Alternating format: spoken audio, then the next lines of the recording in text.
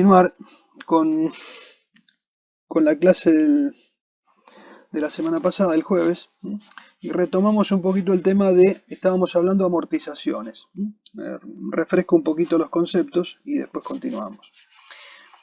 Yo acá, ahora cuando termine amortizaciones, agregué unas pantallas para ver el tema también de previsiones. Después en todo caso se los paso, las pantallas esas, pero por lo menos pero las agregué ahora para poder dar un par de temitas más, hacer un par dar un par de conceptos más y que así ya después cuando arranco con modelos tenemos todo más o menos visto. Bueno, sigo con el tema amortizaciones. Habíamos dicho que las amortizaciones eran una expresión contable, decíamos, que refleja la disminución de valor que experimenta un bien de uso por una causa determinada, ya sea física o económica. O sea que esa, esa amortización lo que iba a hacer era bajar el valor del bien, o ir bajándolo de a poco, en función de que de una disminución, en función de que de una causa física o una causa económica. Y decíamos que las causas físicas o internas eran cuando los bienes de una planta están sujetos a un desgaste motivado por la explotación, el funcionamiento normal y o daños extraordinarios, porque puede suceder. Pero normalmente son por la explotación, ¿no es cierto?, del bien. O sea, una máquina que está funcionando, bueno, tiene su desgaste normal, entonces, bueno, se estiman una X cantidad de años y con eso lo que estamos haciendo es ir mandando al gasto de a poquito el bien ese. De manera que estamos prorrateando en varios ejercicios ese bien. O sea, no podemos mandar al gasto una inversión toda de golpe. Entonces lo vamos haciendo de a poquito, lo vamos mandando al gasto de a poco. ¿A través de qué? A través de la amortización. Es decir, todos los años contabilizamos una porción de ese bien y lo mandamos a amortización. Es decir, estamos disminuyendo el valor del bien y registrando una pérdida.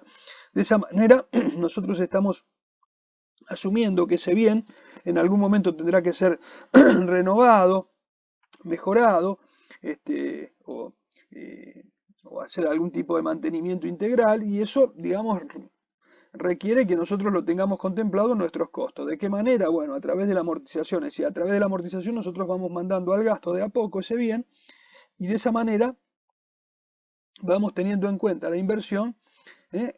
Dentro de nuestro presupuesto de gastos y costos, estamos teniendo en cuenta esa inversión que hicimos. Después tenemos otras causas que son funcionales o externas y que son factores que comprenden, por ejemplo, el envejecimiento, la obsolescencia resultante del envejecimiento técnico y otras condiciones que afectan a la vida de los bienes de uso, pero que normalmente eso, digamos, no depende del uso que le dimos, sino de que el bien por ahí se va tornando obsoleto, o se van renovando, se van cambiando, se van mejorando, van apareciendo nuevas tecnologías, etcétera, y entonces, bueno, qué sé yo, si hablamos de vehículos, por ahí aparecen vehículos con mejor tecnología, con unos frenos nuevos, con cosas distintas, y bueno, y esos vehículos a lo mejor tienen otros mecanismos de seguridad, etcétera, y eso hace que, bueno, que por ahí se tornen obsoletos, no porque estén mal mantenidos ni nada, sino simplemente porque la tecnología se va superando. Lo mismo, el ejemplo más claro, yo les había dicho, era el tema de las computadoras, etcétera, que generalmente siempre tienen un factor de envejecimiento mucho más rápido que otros porque es una tecnología que avanza muy rápido. Pero bueno, son dos factores que hacen que causan precisamente ese deterioro. Dentro de los factores de carácter físico hablábamos de la depreciación o desgaste por el uso normal del bien y dependerá de la intensidad con que se emplee el activo en cuestión. Por ejemplo, si yo tengo un colectivo que trabaja las 24 horas del día o un taxi que trabaja las 24 horas del día porque trabaja en 3 turnos y qué sé yo, lo paro una vez cada tanto para hacerle un mantenimiento mínimo y sigue, ese bien a lo mejor en muy poco tiempo tendrá una cantidad de kilómetros encima que por ahí, por más bien mantenido que esté, bueno, empieza con cierto desgaste en el sentido de que a lo mejor es conveniente que ese bien se vaya renovando. Por eso es necesario tener en cuenta en la amortización la amortización del bien para poder mandar al gasto o al costo ese bien de manera que lo tengamos en cuenta para poder reponerlo. Por favor, si hay alguna duda, me preguntan, ¿eh? Bueno. Agotamiento es la amortización atribuida por la extinción. Estos son casos de otros activos, por ejemplo, que a lo mejor tienen un agotamiento natural, como pueden ser minas, canteras, etcétera, que bueno, van sufriendo un agotamiento porque por ahí se va terminando el bien y bueno, y en definitiva va teniendo un desgaste natural en el sentido de que se va extinguiendo ese bien. Y después, bueno, puede haber deterioros o daños extraordinarios, algunos por causas previsibles, eh, como acontecimiento, o como otros acontecimientos, por ejemplo, que la empresa no tiene influencia, como puede ser un siniestro, que es un incendio. Eh, o sea, pueden ser causas previsibles, o sea, causas a lo mejor que, como decís, bueno, una máquina en un uso intensivo se puede llegar a quemar el motor porque bueno, pero bueno, corro el riesgo y está operando y bueno, y si se rompe, bueno, la tendré que reparar y bueno, tendré que hacerlo porque bueno, pero a sabiendas de lo que pasa. Y otra cosa es algo extraordinario cuando es algo que no está previsto, que yo no tengo ninguna, pasó porque sí, o sea, qué sé yo, cayó un rayo y me destruyó una máquina. Eso no lo puedo prever, es algo que, bueno, pasó, es un daño extraordinario. Pero eso, digamos, no es una amortización, sino es un hecho fortuito que, bueno, se produjo. Lo otro son deterioros que van sufriendo también depende del uso que le estoy dando. Bien. Y dentro de los factores de carácter económico, tenemos, por ejemplo, derechos cuya explotación es expirable, como por ejemplo algunos bienes inmateriables, como concesiones, patentes, etcétera, que tienen a lo mejor un tiempo de duración y después a partir de ese tiempo, bueno, ya ese derecho no existe más, o hay que renovarlo. Entonces, bueno, empieza de nuevo. Pero en principio, digamos, tiene un agotamiento, tiene una vida útil. Eh, la obsolescencia o envejecimiento técnico está amparado en que por ahí puede haber nuevos inventos, nuevas técnicas, nuevas tecnologías que hacen que ese bien se torne obsoleto. Y el otro envejecimiento económico también puede ser que aparezcan mercancías más baratas o mejores. Entonces, bueno, ahí nos encontramos con que, por ejemplo, acá puede haber alguna mercancía que a lo mejor aparece que es más económica, que tiene algo mejor, qué sé yo, mejor diseño, etcétera, y bueno, y por ahí lo que nosotros tenemos se torna, o sea, lo tendríamos que renovar para adaptarlo al mercado, ¿no es cierto? Bien. Eh, el otro punto que ahora empezamos a hablar vamos a hablar de los elementos de la amortización. O sea, creo que hasta la diapositiva anterior habíamos llegado. Bueno, elementos de la amortización. En primer lugar es la vida útil del bien. La vida útil del bien está basada en un juicio proporcionado por la experiencia con otros bienes similares o factores relacionados. Pero en realidad, ¿a qué se refiere esto? Por ejemplo, si nosotros hablamos de vehículos, decimos, bueno, generalmente los rodados se amortizan en 5 años. ¿Pero por qué? ¿Por un capricho? No, porque realmente en 5 años se calcula que un vehículo eh, puede funcionar perfectamente sin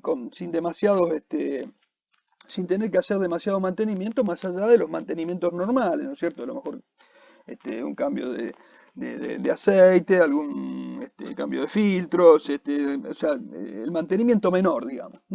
Pero digamos, cuando empieza a tener problemas un vehículo, qué sé yo, en frenos, en embrague, así en determinados componentes ya un poquito más complejos, es cuando pasa una determinada cantidad de años. Entonces, bueno, más o menos se estima que esa vida útil, digamos, no es que se agota la vida del bien, pero digamos en ese momento podría ser conveniente a lo mejor renovarlo o comprar otro vehículo. Por ejemplo, si yo, que yo tengo una flota de camiones, yo sé que a lo mejor en los primeros años no voy a tener problemas, voy a circular sin problemas, no voy a tener que gastar demasiado en repuesto, el mantenimiento va a ser muy sencillo y todo, pero pasada una determinada cantidad de años, a lo mejor empiezo a gastar mucho en mantenimiento, a tener algunos problemas y entonces obviamente que por ahí me conviene renovar el vehículo. Bueno, entonces estimamos esa vida, qué sé yo, en algunos, por ejemplo, En el caso de empresas de transporte, que a lo mejor tienen pasajeros que por ahí tienen 10 años de vida, pueden circular durante 10 años, los vehículos, bueno, generalmente se les suele dar esos 10 años como una vida útil. ¿Y ya, por qué? Porque a partir de esos 10 años después hay que sí o sí cambiar el bien porque no puede circular. Entonces, por ahí le damos esa vida útil y a partir de ahí, y ya con eso estamos mandando al gasto ese vehículo en el término de 10 años y después sabemos que después tenemos que renovarlo. Entonces, nuevamente empieza, digamos, la vida útil con otro nuevo vehículo. O sea, entra otro vehículo que tiene su vida útil, por supuesto. Entonces, digamos, mandamos al gasto ese vehículo en 10 años. ¿Por qué? Porque son 10 años donde nosotros tenemos que amortizar ese valor, es decir, mandar a costo ese bien adquirido, esa inversión que hicimos. Y de esa manera contemplarla dentro de los gastos que forman el precio, el boleto de esa manera, o el pasaje. Entonces, de esa manera nosotros sabemos que dentro de ese pasaje estamos metiendo un pedacito del vehículo para poder recuperar lo que invertimos. Y en el término de 10 años lo vamos a tener recuperado, o sea, vamos a tener recaudado lo suficiente para poder, digamos, reinvertir. Esa es un poco la idea. ¿Qué es el valor recuperable de desecho o rezago? Muchas veces en un bien se suele dejar un valor no sujeto a amortización. Por ejemplo, yo digo, bueno, el bien, cuando termine, supongamos, volviendo al tema del colectivo, decimos, bueno, el colectivo tiene una vida útil de 10 años porque es el tiempo que puede circular. Cuando cumple los 10 años no es que no sirve más, lo puedo vender. Entonces digo, bueno, hay una partecita del vehículo que no la voy a amortizar. Supongamos que yo diga, bueno, dejo un 10% o un 15% del vehículo y no lo amortizo. Sí. ¿Se corta? Pero yo... ajá. Pero se les corta... A ver. Sí. A ver. Sí. Porque yo acá lo tengo encendido. No sé si... ¿Ahora me escuchan bien? ¿Me escuchan mejor ahora? No, porque... Sí, a mí también... A mí se me corta también cuando... Ahora cuando me estás hablando también se corta. O sea, te escucho entrecortado también. Sí, sí, sí, me parece que anda todo bastante mal. Porque bueno, cualquier cosita me dicen y vuelvo por ahí que yo no sé, salgo y entro, pero bueno, a ver si ahora se escucha un poquito mejor. Bueno, entonces les decía que repaso de nuevo este punto. Digo, la vida útil del bien está basado en el juicio proporcionado por la experiencia con otros bienes. Yo decía que, por ejemplo, yo a veces tengo un rodado y el rodado sufre un deterioro en el tiempo. Y generalmente tengo una estimación de los años en que generalmente me empieza a dar problemas. Entonces por ahí decimos, bueno, vamos a tratar de amortizarlo, o sea, de recuperar. O sea, ¿de qué se trata la amortización? De mandar al gasto ese bien de a poquito, en una X cantidad de años. Y en esos años, ¿qué voy haciendo? Voy recuperando el valor de lo que invertí. ¿Por qué digo que lo recupero si estoy mandando a gasto?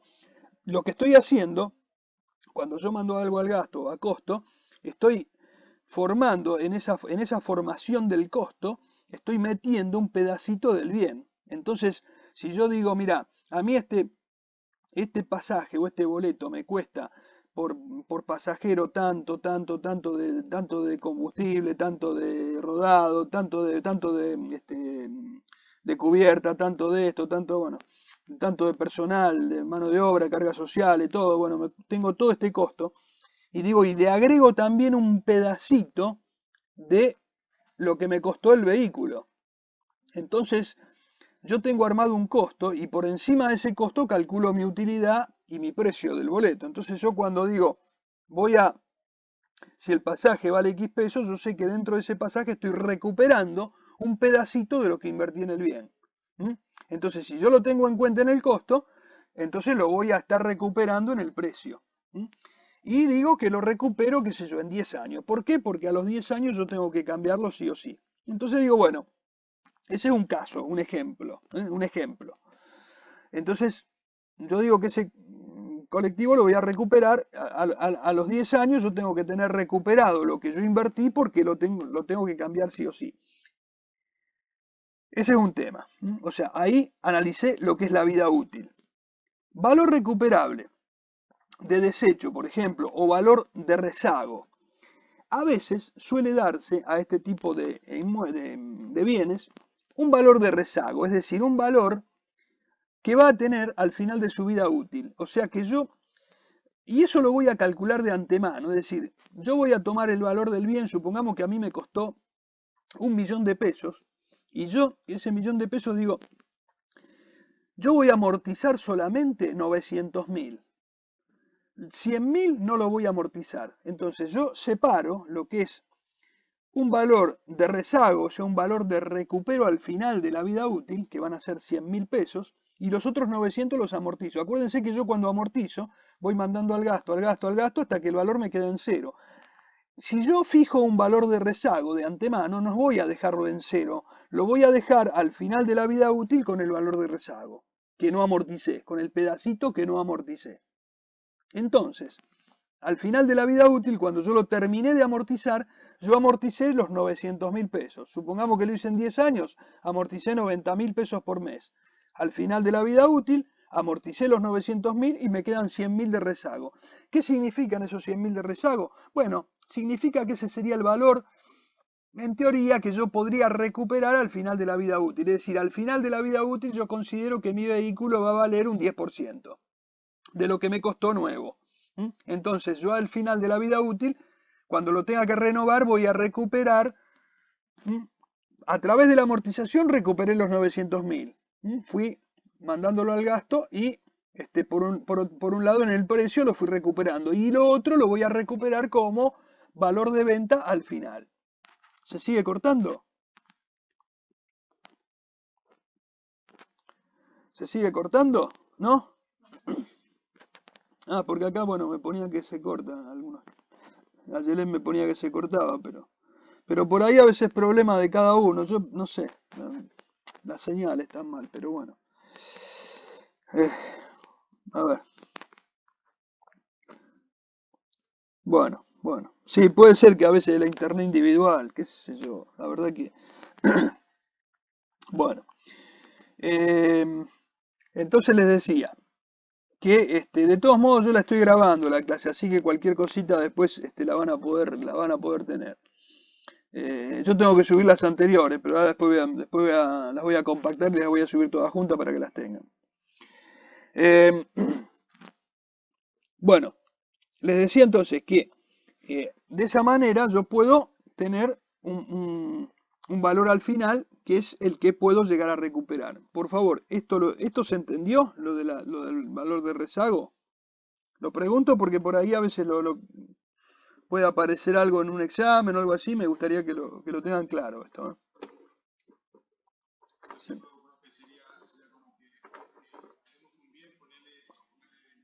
Sí.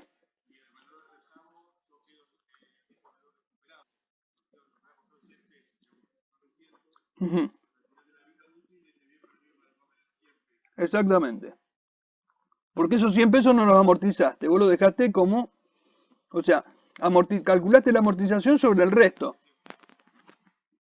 O sea, vos tomaste un valor 900, vos dijiste 900 es el valor amortizable y 100 no se amortizan. O sea, quedan ahí hasta que el bien se venda o se rompa o se tire o no sé. ¿Eh?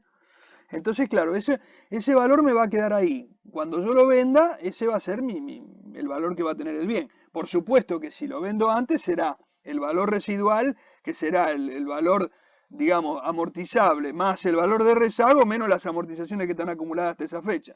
¿Mm? Sí, ¿se entendió eso?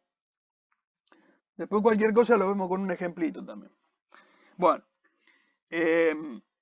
Bien, y método de amortización será el criterio que se seguirá a través de los periodos contables durante los cuales se espera utilizar, ¿no es cierto? Es el método que vamos a seguir. Generalmente lo hacemos por el método de la línea recta, es decir, trabajamos con periodos iguales y amortizamos generalmente un valor por año, un mismo porcentaje por año.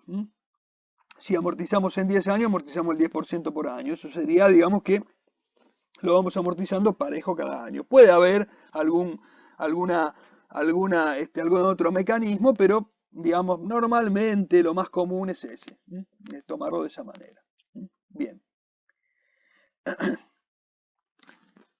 ¿Qué fines tiene la amortización? Bueno, un poquito acá voy a reforzar lo que dije antes.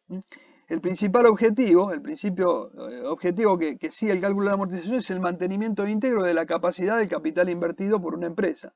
Impide que se distribuyan utilidades hasta tanto no se cubre el activo consumido. Claro, porque si yo mando al gasto el bien, estoy declarando una pérdida. Entonces, si yo tengo pérdida, estoy disminuyendo la ganancia. Si disminuyo la ganancia por la parte que yo declaré, por la parte que yo estoy amortizando, digamos, no estoy distribuyendo utilidades porque eso estoy generando una pérdida por la inversión. Entonces, de alguna manera, estoy restringiendo la posibilidad de que se distribuyan utilidades por la inversión que se hizo. Es un poco lo que les comentaba antes. Y también al mandarlo al gasto, ¿no es cierto? Estoy recuperando a través del precio, de mi precio de venta, estoy incorporando dentro del costo la amortización, de manera que yo cuando finalice la vida útil, yo voy a tener recuperado ese dinero que invertí. Bien. O sea que resguárdame, acá lo decimos, resguarda el capital inmovilizado o bien dentro de los costos operativos, ya que cada unidad que se fabrica, esto es lo que yo les comentaba, lleva una pequeña parte del bien material, un pequeño desgaste producido en el activo fijo que lo produjo, que se utilizó en su elaboración. O sea que la amortización es una parte del costo de producción que debe ser incluido en el costo total del producto. Esto es lo mismo que yo les expliqué recién. Acá lo tienen escrito, pero yo se los aclaré un poquito cómo es el tema. Y acá se los escribí para que lo tengan, digamos, como un machete ahí. Es un poquito los dos conceptos. O sea, en primer lugar, o sea, hay dos cosas. Por un lado, lo voy recuperando a través porque lo voy mandando al costo y entonces va a formar parte de mi precio. Y por otro lado, al tener una pérdida, estoy impidiendo que estoy dando estoy quitando una utilidad de manera que no se puedan retirar esas utilidades porque estoy acusando una pérdida por la amortización. O sea que por esa parte no voy a distribuir utilidades. Quiere decir que de esa manera voy a recuperar lo invertido también. Bien. Voy a comentar un poquito el tema de amortizaciones. ¿Tienen alguna pregunta antes de que pase a hablar de previsiones? ¿Quedó alguna duda? Me dicen. Si no, sigo.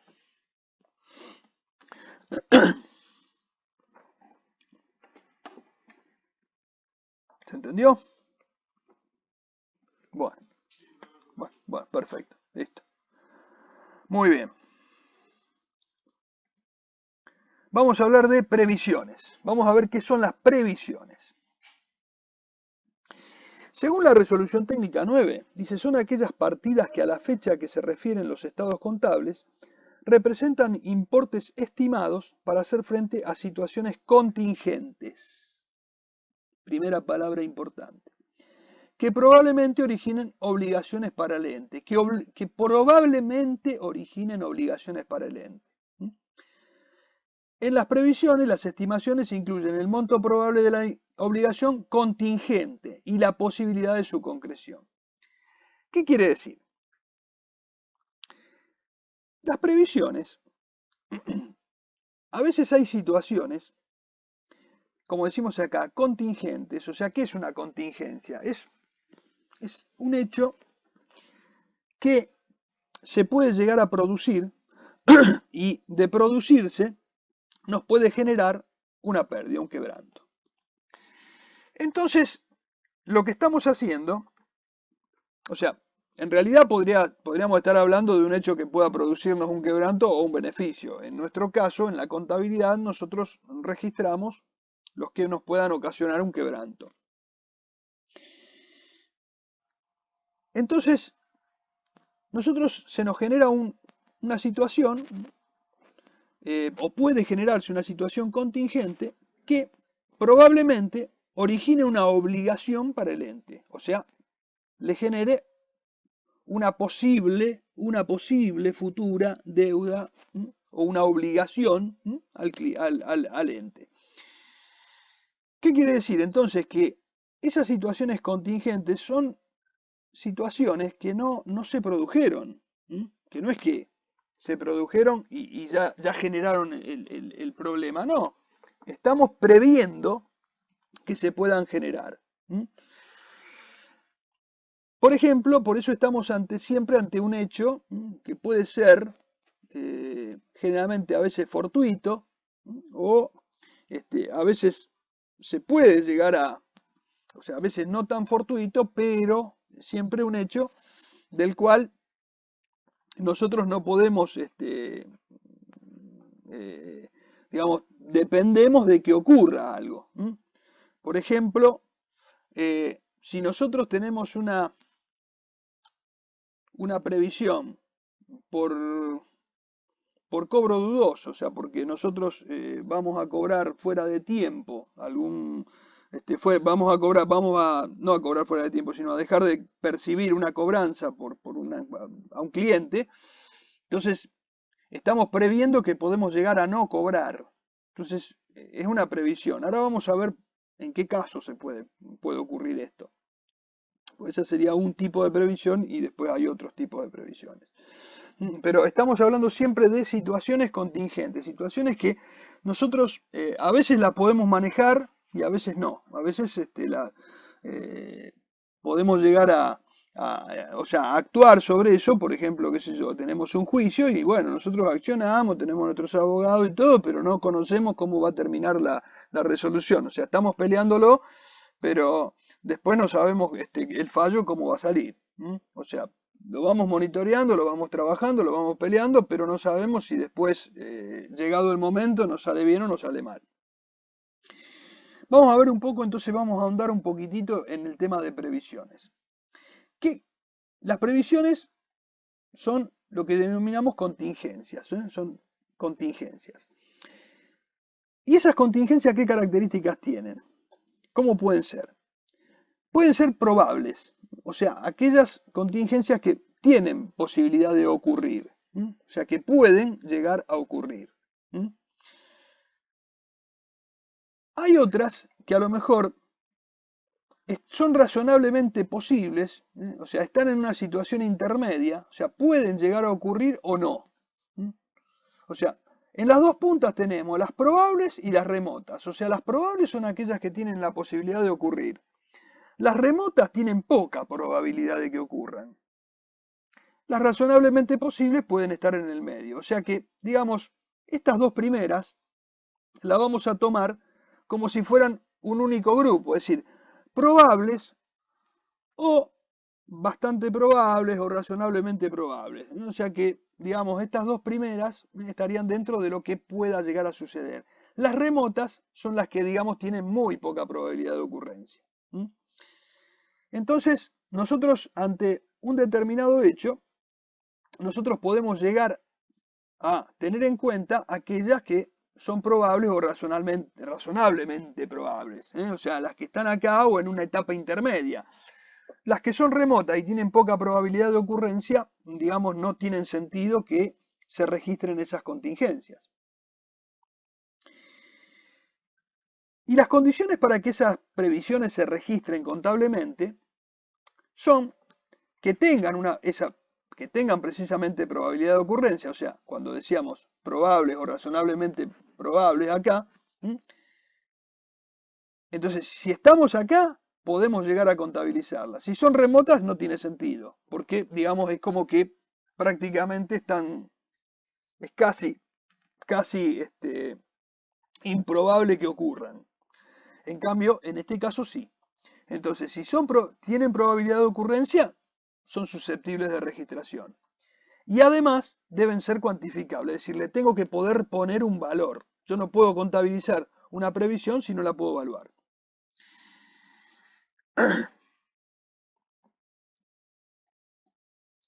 ¿Qué tipo de previsiones tenemos?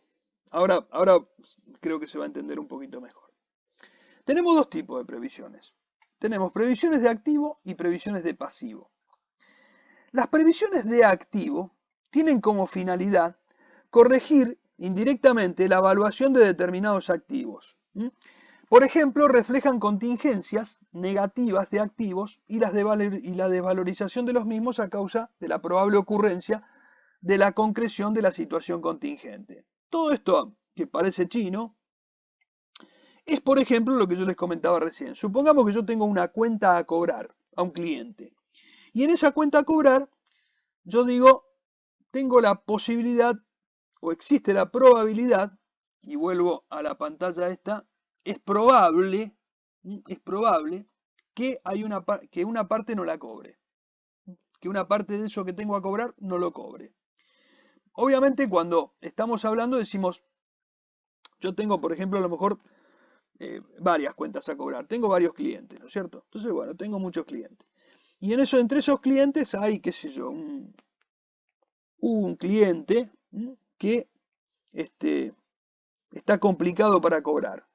¿Por qué? Bueno, ahora vamos a ver por qué. ¿Por qué puede ser? Pero en principio decimos, tenemos una probabilidad de que no se cobre. Es probable que ese cliente pueda no cobrarle o pueda perder una parte de lo que tengo a cobrar o le pueda cobrar menos de lo que tengo que cobrar. Y entonces, vuelvo a esto, ¿hay una probabilidad de que ocurra eso? Sí. ¿Es cuantificable? Sí, porque yo tengo que cobrarle X pesos y puedo decir, bueno, mira, le puedo llegar a cobrar menos o nada de ese cliente. Entonces, bueno, sé cuánto puede ser el valor, lo puedo cuantificar y está la probabilidad de que ocurra ese problema. Entonces, yo ante la situación donde se me puede dar esa situación, yo digo, voy a registrar una previsión para créditos incobrables. ¿En qué consiste esa previsión? Consiste en que si yo tengo, por ejemplo, que cobrar a mis clientes 1.000 pesos y hay un cliente que me debe 50 pesos y ese cliente, por X causa, yo detecto que puedo tener una posibilidad de que no le cobre. ¿Por qué? Por ejemplo, porque ese cliente entró en concurso preventivo. Y entonces el concurso preventivo es un paso previo a la quiebra. Es decir, antes de entrar en quiebra se puede entrar a concurso preventivo. O sea, es para prevenir precisamente la quiebra. ¿En qué consiste el concurso preventivo? Bueno, consiste en que a lo mejor un ente tiene deudas y entonces llama a todos sus acreedores y les dice, bueno, les hace una propuesta de pago. Generalmente en esas propuestas de pago hay quitas. A lo mejor dice, bueno, yo debo X pesos, les debo a todo esto y le ofrezco pagar la mitad. Y se las pago en 10 años, por ejemplo. Y entonces, bueno, si yo tengo que cobrarle, tengo un cliente que se presenta en convocatoria y me ofrece pagarme la mitad de lo que me debe y en 10 años, bueno, yo digo, ese crédito que tengo corre mucho riesgo de que no cobre y que incluso cuando cobre, digamos, no me represente lo que soy, el dinero de hoy. Entonces, en definitiva, yo a lo mejor lo que puedo hacer es registrar una previsión, es decir, mandarlo a pérdida, mandar a quebranto, todo o parte de lo que ese cliente me debe, y llegado el caso, cuando me va pagando, lo voy recuperando. Pero en principio estoy anticipándome al quebranto. Ahora, es una contingencia, ¿por qué? Porque todavía no es algo cierto, es algo, digamos, probable. Puede pasar que no lo cobre. Sí. ¿Me preguntaban algo? Bueno. Puede suceder que entonces yo no lo cobre eso. Puede ser que ese cliente no me pague. O que si me paga, me va a pagar una parte. Entonces, bueno, yo me anticipo y digo, en principio, mando a pérdida eso y regularizo mi crédito. Es decir, yo voy a tener en mis cuentas a cobrar, por ejemplo, 1000 pesos, y los 50 pesos de ese cliente lo voy a restar de ahí. Voy a tener 1000 pesos menos la previsión y me van a quedar a cobrar 950. Yo no lo estoy eliminando de mi cuenta a cobrar, porque en la cuenta a cobrar sigo manteniendo dentro de los 1000 pesos a ese cliente, pero lo estoy regularizando con una cuenta. Es como la amortización en los bienes de uso. Es decir, yo tengo el valor del bien de uso, no lo doy de baja al bien, pero abajo lo regularizo con una amortización que le resta al valor. Bueno, acá hago lo mismo. Acá estoy regularizando ese activo. Por eso son previsiones de activo, porque si bien representan un quebranto, van disminuyendo activos. Por eso dice, reflejan contingencias negativas de activo. Contingencias negativas de activo, y la desvalorización de los mismos. Por ejemplo, otro caso sería la desvalorización de mercaderías. Yo tengo mercaderías que a lo mejor tienen una vida útil, una vida, no una vida útil, pero un periodo a lo mejor en el que están bien y después a lo mejor pasan de moda o tienen están afectadas por la moda o están afectadas por algún tipo de deterioro parcial que por el transcurso del tiempo, y entonces yo no quiere decir que no sirven más, pero las tengo que terminar vendiendo más baratas o a menos precio. Entonces digo, en ese caso, si yo estoy teniendo una cantidad de mercaderías que por ahí está sujeta a esa posible desvalorización si no la vendo antes de tiempo, me puede pasar eso. Yo puedo constituir una previsión para desvalorización de mercadería. Entonces yo digo, tengo evaluada mi mercadería en X pesos, en 500 pesos, pero registro una previsión de 20. ¿Por qué? Porque supongo que pueden llegar algún lotecito se puede llegar a desvalorizar X pesos. Entonces tengo el cálculo,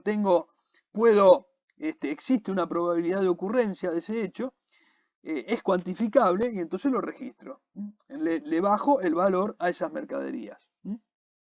Y estoy, digamos, regularizándolo con una cuenta. No es que lo estoy dando de baja ya directamente, sino que le estoy regularizando un poquito el valor. ¿Y por qué lo hago? Bueno, porque precisamente, ¿por qué lo hago de esa manera?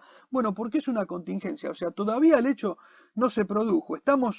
¿Se puede llegar a producir? Sí, hay una probabilidad de que ocurra. Hay una probabilidad de que la mercadería se me desvalorice. Entonces, o porque,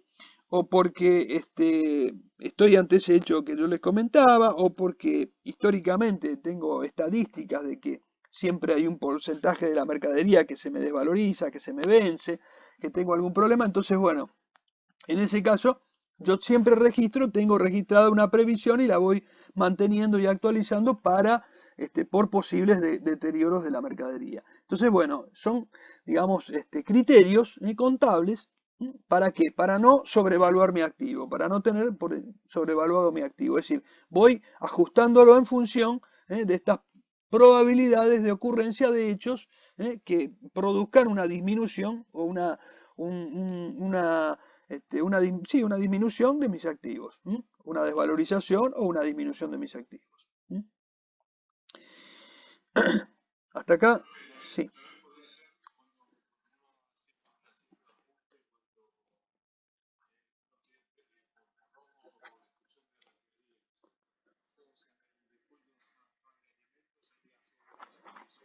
Sí, sí.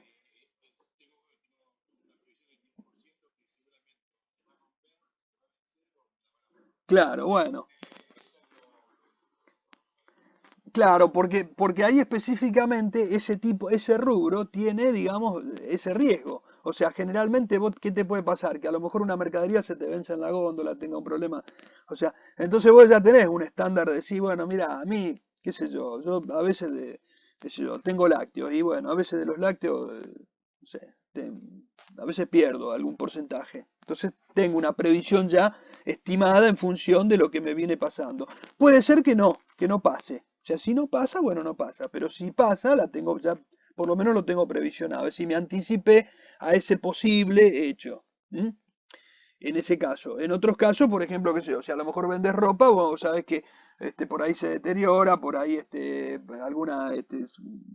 veces se enganchan, se rompen, ya no la podés vender al mismo precio, qué sé yo, alguna fallita, alguna cosa, entonces, y a veces no lo viste en el primer momento y bueno, y te pasa y tenés que bajar el precio para poder venderla. Entonces, a lo mejor no es que perdés todo, pero por ahí una partecita perdés. Entonces, bueno, haces una previsión para desvalorización de esa mercadería.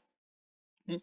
O sea, digamos, cada rubro, cada actividad por ahí tiene su condición, qué sé yo. Otra mercadería, bueno, puede tener un problema de óxido, de esto, bueno, no sé. Entonces a veces, exacto, exacto. Entonces, bueno, eso lo analizará cada empresa, ¿no es cierto? En función siempre, pero siempre los puntos fundamentales son estos, que existe una probabilidad de ocurrencia y que sea cuantificable. Y tiene que ser, digamos, un hecho algo que no pasó, digamos, que puede llegar a pasar. ¿Mm? Por eso es una previsión. Por eso no es algo cierto, es contingente. Por eso hablamos de contingencia. Porque no es un hecho, digamos, que pasó. O sea, puede pasar, es probable. Puede ser probable. Ahora, ahora, si es remoto, si esto no va a pasar, o sea, remoto quiere decir que por ahí está muy lejos de que pase, pero muy lejos de que pase. Entonces no tiene sentido registrar una previsión. ¿Para qué la voy a registrar si lo más probable es que no pase? Entonces ahí no tiene demasiado sentido que yo disminuya mi activo si esto no va a pasar. Ahora, si hay probabilidades de que ese porcentaje ocurra, entonces bueno, lo registro de antemano para tomar las precauciones del caso, es decir, no tener sobrevalorado mi activo porque en algún momento me puede pasar esto. Entonces, digamos, me anticipo un poquito y soy un poquito prudente con ese tema y trato de bajar un poco el valor del activo para no tenerlo, para anticiparme a una posible pérdida, algo que es probable que ocurra. ¿Mm? Bien, y esta es, bueno, acá estamos hablando de previsiones que son de activos, o sea, están previendo, volvemos a contingencias negativas de activos o desvalorización de esos activos. Existen otras previsiones, que ¿cuáles son? Las de pasivo. Las de pasivo. Las de pasivo son también contingencias, pero generalmente estos que tienen una probabilidad de ocurrencia alta, por supuesto, para que se puedan registrar, y tienen origen en hechos ocurridos con anterioridad, y que esos hechos pueden ser estimados sobre bases objetivas y razonables. Y entonces se presentan en una partida denominada previsiones, que están dentro del pasivo, están a continuación de las deudas, pero no son deudas. Se agrupan en un rubro de igual, ahora repaso todo y ahora pasamos a explicar todo. Se agrupan en un rubro de igual denominación, o sea, se llama rubro previsiones, el cual se presenta a continuación de los pasivos ciertos son las deudas, y se dice que las previsiones constituyen pasivos de cálculo inexacto, o sea, no son exactos, son aproximados, y tienen un cargo incierto o contingente, o sea, no sabemos si se van a convertir en deudas. Por eso digo, son pasivos, no deudas. Son pasivos, son posibles futuras deudas. Pero hoy, mientras están como previsiones de pasivo, no son deudas. O sea, no hay una exigibilidad. Es un pasivo. Y entonces, algunos ejemplos son una previsión por juicio, por ejemplo, para servicio de garantía, etc. Entonces vamos a explicar un poquito por qué. Primero vamos a ver por qué se originan en hechos ocurridos con anterioridad. Yo les planteo esto. Supongamos que ustedes tienen empleados, ¿no es cierto? Y se produce un despido de un empleado, bueno, y ese empleado realiza un juicio a la empresa.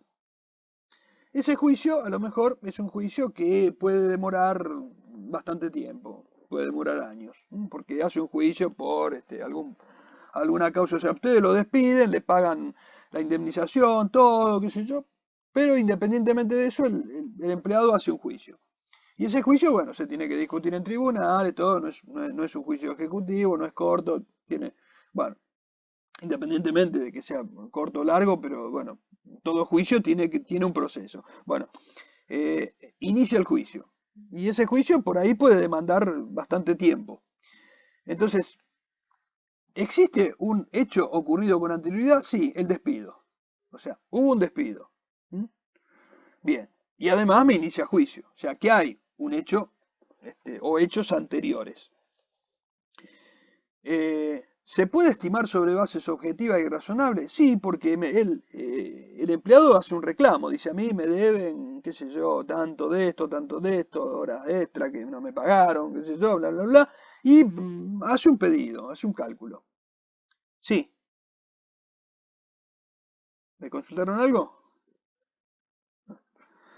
Bueno, y hace un cálculo y se presenta, ¿no es cierto?, en el expediente el reclamo, X pesos. Bueno, entonces ese reclamo que tiene un determinado monto, eh, yo lo puedo calcular sobre bases objetivas y razonables, sí. O sea, tomo la ley de contrato de trabajo, tomo la ley, todos los demás, la demás legislación y digo, bueno, a ver, le corresponde esto, esto, esto y esto. Perfecto. Entonces yo puedo efectuar el cálculo de lo que le corresponde. Entonces tengo la posibilidad de saber lo que me pide él, o sea, cuál es el reclamo, cuánto calculo yo, puedo calcular los honorarios de abogado, etcétera, etcétera. O sea, tengo la forma de hacer un cálculo. Entonces, digamos, acá tengo esta parte la cumplo. Digo, tengo los hechos que ocurrieron y tengo bases objetivas para hacer la estimación. O sea, tengo este, el hecho anterior y tengo la probabilidad y tengo la forma de hacer el cálculo. Bien, ¿cuál es la probabilidad de ocurrencia? Y que ocurra que ese juicio me salga en contra en todo o en parte y a mí me toque pagar algo. Entonces, bueno, si yo tengo que pagar algo, a mí me va, a mí me va a generar un costo. Aunque sea, no sé, de mi abogado, de lo que sea, no sé, yo tengo algún costo. Entonces, bueno, yo puedo, tengo algún valor que puedo previsionar. Entonces, digamos, ahí está, hay una probabilidad, ¿no es cierto? Incluso puedo manejar distintas probabilidades. Si puedo perder el juicio de punta a punta y tengo que pagar un montón de guita, puedo perder una parte, puedo llegar a un acuerdo antes y a lo mejor arreglar llegar a un acuerdo por un dinero X. Entonces, bueno, yo me pararé en alguna alternativa de las que considere razonable, posible, y en función de eso puedo registrar mi previsión, es decir, puedo contabilizar un pasivo contingente, o sea, un pasivo sujeto a que ocurra, a que se dé la situación de que pierda el juicio o que llegue a un acuerdo X, bueno, y me toque pagar tanto. Entonces, en función de eso, yo registro una X, este, un X pasivo, que, aclaro, no es deuda, sino que es un pasivo contingente.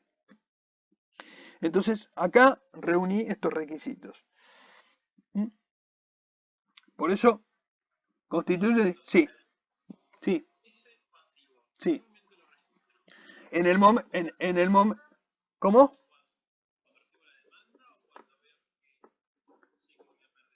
No, generalmente lo voy a registrar, o sea, a mí me hacen la demanda, entonces, bueno, lo correcto sería que yo cuando ya tengo el reclamo y si yo sé que ya evalúo la situación y yo puedo ir registrándolo, incluso puedo registrarlo de a poco, o sea, puedo registrar un año una parte, otro año otra parte, o sea, en función voy monitoreando y veo, a lo mejor si veo que a lo mejor registro una parte porque yo considero que lo puedo defender fácilmente, a lo mejor transcurre el tiempo y veo que se me complica y entonces registro un poco más.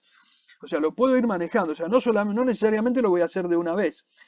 Y digamos, no cuando tengo la sentencia, porque cuando tengo la sentencia, si ya yo no la puedo, no voy a apelar o no voy a hacer nada más, ya deja de ser una contingencia para hacer algo cierto. O sea, si a mí, yo ya tengo un fallo y me dice, mire, me condenan a que tengo que pagar tanto, y yo no voy a apelar o no tengo más instancia para apelar, y ya lo perdí, ya no me quedan alternativas, ahí ya es una deuda. ¿Me explico? O sea, ahí ya no es una previsión, ahí es una deuda. Lo que estoy haciendo acá es lo pongo en previsión. Es decir, es un pasivo, pero no es deuda. Entonces, cuando supongamos que ocurre el hecho, se da la situación y bueno, y me condena, me tengo que pagar. Entonces, ya directamente el pasivo lo tengo registrado. Lo único que tengo que hacer es cambiarlo de posición, es decir, lo saco de previsión y lo pongo como deuda cierta. Pero sí, el pasivo, digamos, es el mismo. A lo sumo ajustaré un poquito más o un poquito menos. Y a lo mejor me sale un poco más o me sale un poco menos y recupero un poco de la previsión. Pero, digamos, yo ya tenía registrada todo o una parte de lo que me toca como deuda. Entonces, lo que hice con esta registración es anticiparme a eso y de alguna manera registrar un pasivo antes de que eso ocurra. ¿M? Pero me fui anticipando, ¿por qué? Porque había una probabilidad de ocurrencia. O sea, me fui anticipando. Porque, por ejemplo, supongamos que vos, si estamos hablando de 2 pesos no pasa nada, pero supongamos que vos tenés no sé, un reclamo, qué sé yo, despediste, no sé, o tenés un reclamo masivo qué sé yo, por juicio, no sé, de hipoacusia, y tenés, qué sé yo, el 50% del personal te hizo juicio. Y vos lo ignorás, si no hago previsión, no hago nada, y tengo todos los juicios ahí. El día que te fallan en contra, vos de golpe metés una pérdida tremenda. O sea, tenés que ir y registrar una pérdida terrible y castigar un ejercicio. ¿Por qué? Porque no hiciste una previsión. Y aparte estuviste mostrando un balance que no decía la verdad, porque vos tenías ahí un pasivo oculto que no lo mostrabas nunca. ¿Y cuándo lo mostraste? Y cuando pasó el hecho, pero mientras tanto, pero vos sabías que eso iba a pasar. O sea, que algo iba a pasar, que algo te iba a tocar pagar. En cambio, si vos, digamos, llegado el caso, registraste la previsión y te anticipaste y dijiste, no, tengo este problema, esto me puede generar una deuda. O sea, hoy no es deuda, es un pasivo contingente, pero yo lo registro y ya lo dejo registrado. Entonces, cuando pase a deuda, simplemente lo saco de pasivo contingente y lo paso a deuda. Pero en realidad me queda dentro del pasivo, es decir, hago una, una distribución cualitativa, pero digamos cuantitativamente a lo mejor me va a repercutir poco porque me va a repercutir el ajuste del pulido final del número, pero no en general, o sea, no estoy castigando de golpe, no estoy apareciéndome de golpe con una pérdida brutal. ¿Me explico? ¿Eh? Bueno, qué sé yo, otros casos, por ejemplo acá, bueno, yo puse servicio de garantía, bueno, puede haber un montón de casos, o sea, donde yo pueda tener algún tipo de reclamo o algo así, y yo, digamos, registre una previsión por ese posible pasivo que se me genere. ¿M? O sea, generalmente en estos casos, lo más común acá siempre va a ser, casi siempre van a ser el tema de los juicios, generalmente. Estaban antes las previsiones para despido, a veces, pero bueno, menos ahora, pero algunos todavía lo sostienen. Pero generalmente el caso mayor es este. ¿M? Y acá hablamos de previsiones, son previsiones. Por eso, previsiones, tanto de activo como de pasivo. Las previsiones de activo y las de pasivo. Las de activo entonces disminuyen el activo y las de pasivo aumentan el pasivo. En definitiva, juegan de la misma manera. Juegan de la misma manera. O sea, me están registrando un quebranto. ¿Cuándo pueden ser una ganancia? Bueno, cuando se recupere. Supongamos que yo hice una previsión porque pensaba que iba a tener que pagar X pesos y después me salió mucho menos. O sea, había registrado una previsión por un juicio de X pesos y llegado el momento, llegué a un acuerdo o me fallaron a favor y lo gané el juicio. Y entonces no me tocó pagar. Entonces recupero esa previsión que había contabilizado como una pérdida, ahora la pongo como ganancia y recupero el dinero. O sea, recupero, digamos, el pasivo, lo doy de baja al pasivo y me queda una ganancia. ¿Eh? O sea, lo que en su momento mandé a pérdida, ahora lo recupero y lo pongo como ganancia. Eso es un poquito el juego que voy a hacer. Eh, las previsiones no tienen que confundirse con las provisiones. Las provisiones. Porque en las provisiones la obligación es cierta. El monto puede ser estimado, pero la obligación es cierta. O sea, existe una deuda. Acá sí hay deuda. Lo que no hay es una certeza, no hay un monto exacto. Por ejemplo, acá yo les puse un caso, un par de casos, por ejemplo, el servicio de luz. Ustedes cierran el mes hoy y dicen, y tengo consumo de electricidad. Entonces digo, pasó pasó el lapso de tiempo, pasó el mes y se produjo el consumo eléctrico. La factura todavía no me llegó, pero yo tengo que cerrar el mes y tengo que hacer el devengamiento del gasto. O sea, ¿qué es el devengamiento? Registrar en el mes que se produjo el gasto, el gasto. O sea, yo tengo que registrar el gasto de luz eléctrica o de energía eléctrica, ¿cuándo? En el mes que se produjo. Yo cierro el 31 de agosto, el 31 de agosto registro el gasto producido hasta el 31 de agosto. Pero la factura a lo mejor me llega, qué sé yo, el 20 de septiembre a mí. Pero hasta tanto me llegue yo no tengo forma de registrarlo. Entonces, pero sí tengo posibilidad de calcularlo. Entonces digo, bueno, si yo tengo el cuadro tarifario, me fijo en el medidor cuántos kilowatts gasté, hago el cálculo de mi factura, puedo hacer un cálculo muy aproximado y a lo mejor me puedo estar equivocando en algunos centavos, pero puedo hacer un cálculo muy aproximado de lo que tendría que pagar de luz. Entonces, ¿qué hago? Registro el gasto y registro el pasivo. Pero en este caso el pasivo, que no es una previsión, sino que es una provisión, es un pasivo cierto. Es una deuda cierta. Nada más que, digamos, no está, digamos, no está terminado de redondear el número, pero es una deuda cierta. Lo mismo, por ejemplo, la provisión de sueldo anual complementario, de SAC.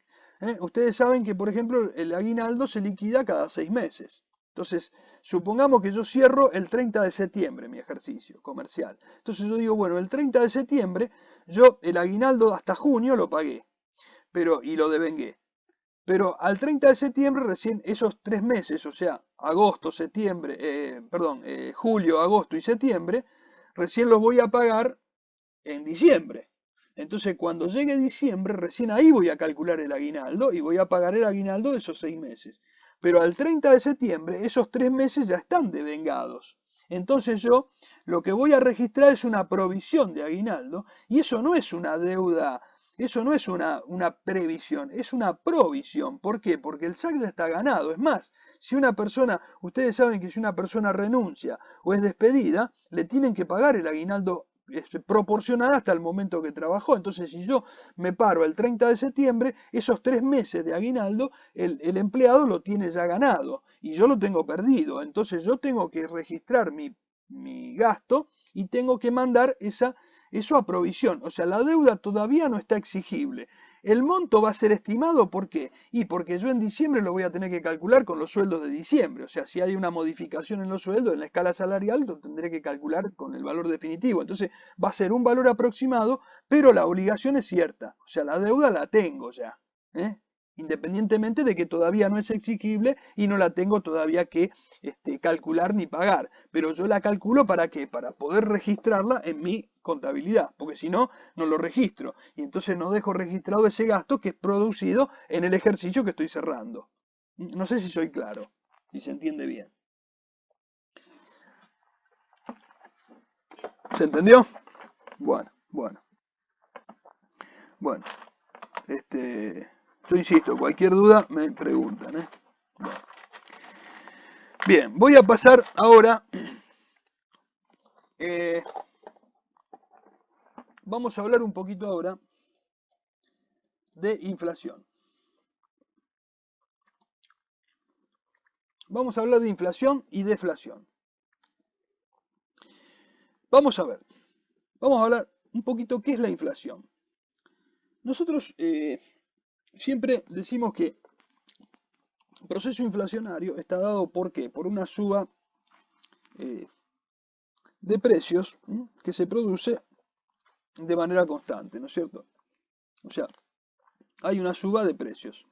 Van subiendo los precios y entonces eso genera inflación. Después está el tema monetario, que la emisión, pero en definitiva, ¿cómo se traduce todo eso? O sea, eso, digamos, son las causas, ¿no es cierto? Pero que para algunos son una, para otros son otra, ¿no es cierto? Los que son más monetaristas dirán que son por la emisión de moneda, otros dirán que no, que qué sé yo, bueno, pero cada uno tiene su opinión.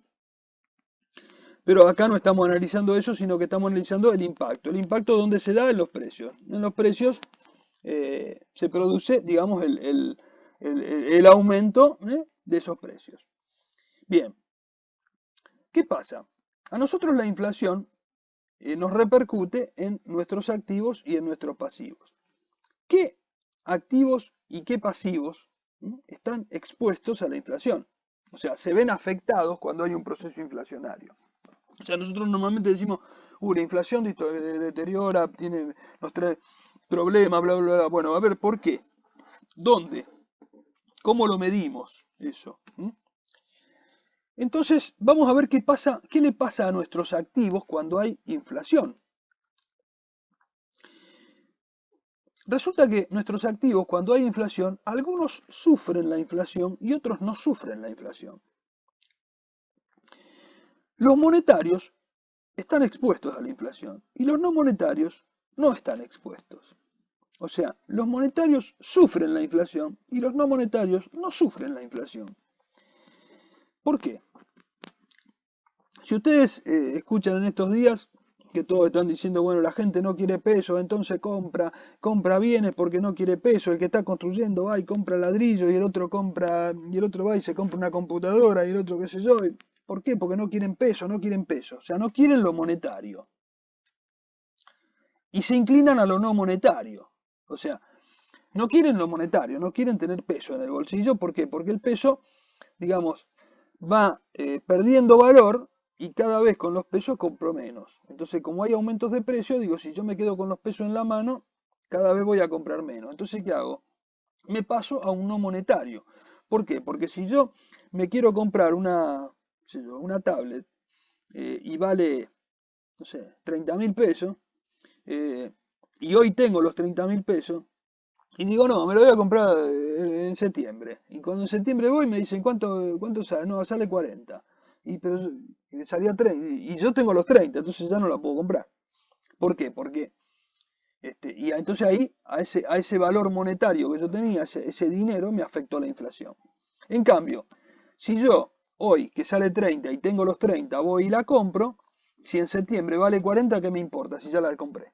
O sea, ya la tengo. Entonces, por haberme pasado a uno monetario, yo me protegí, no estuve expuesto a la inflación. Desde el momento que la compré, ya no estuve expuesto a la inflación. Ahora, mientras me quedé con la plata, me quedé expuesto a la inflación. Hay casos donde a lo mejor no puedo, eh, digamos, hacer demasiados malabares porque a lo mejor necesito el dinero, qué sé yo. Yo a lo mejor tengo que contar con un dinero y no me puedo comprar todo, llenar todo de bienes porque después tengo que pagar la luz, el gas, comprar la comida, etcétera.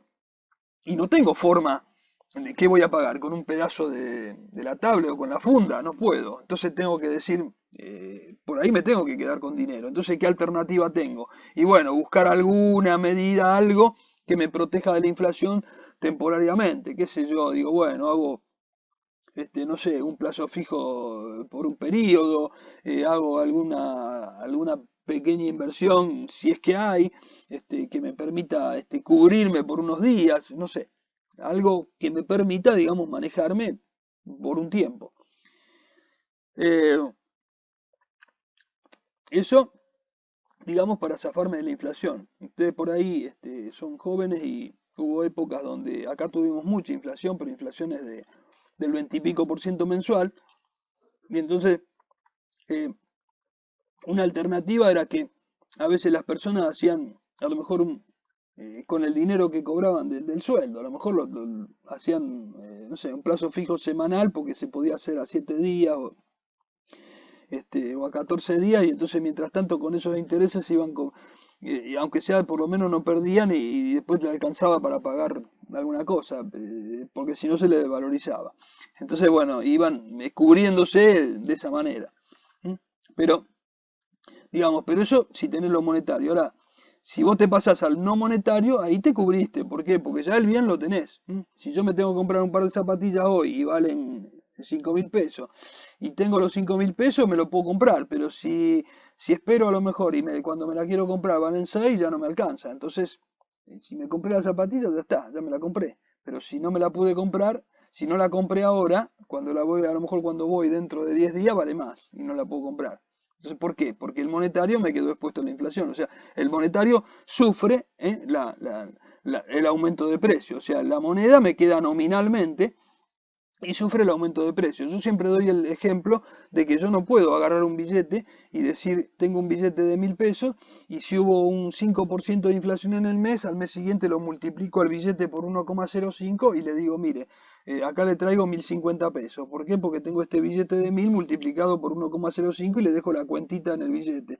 No me lo van a tomar, no me lo van a aceptar. ¿Por qué? Porque, digamos, ese 5% que perdí de inflación es lo que ya no tengo. Entonces, bueno, de alguna manera me tengo que cubrir. ¿Eh?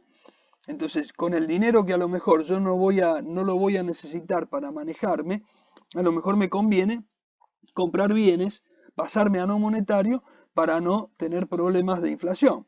¿Qué sé yo? Si hablamos de una empresa, tendrá que decir, bueno, compro mercadería, compro bienes que después que me protejan de la inflación y no me quedo con los pesos. O sea, me quedo con lo necesario para pagar los sueldos, las cosas que tengo que pagar y el resto trato de invertirlo rápidamente para que no, para no perder por inflación.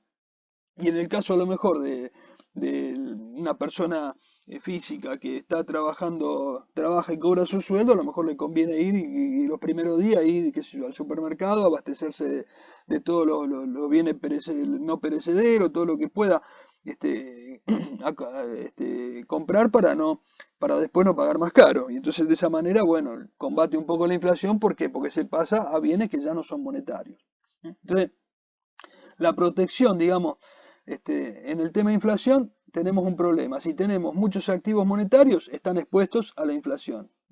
Y si tenemos no monetarios, estos no están expuestos.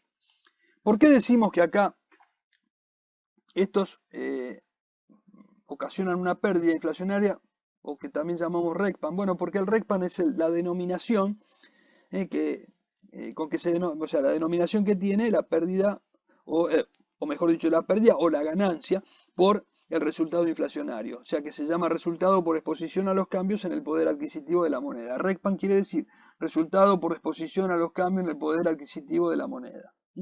Bien. Los no monetarios, yo puse que son no expuestos, y acá puse se expresan, ¿por qué? Porque precisamente, bueno, en algunos casos son bienes que en un balance por ahí se pueden llegar a reexpresar. Caso, por ejemplo, los bienes de uso se pueden llegar a reexpresar, o sea, a expresar en valores actualizados. Es decir, se actualizan esos valores por valor de la inflación, entonces digamos como que los mantenemos a un mismo valor. O sea, no nos generan un resultado inflacionario. Después vamos a ver bien cómo es el mecanismo, pero en principio decimos que estos bienes no monetarios se están protegiendo de la inflación. Cualquier duda que tengan me van preguntando.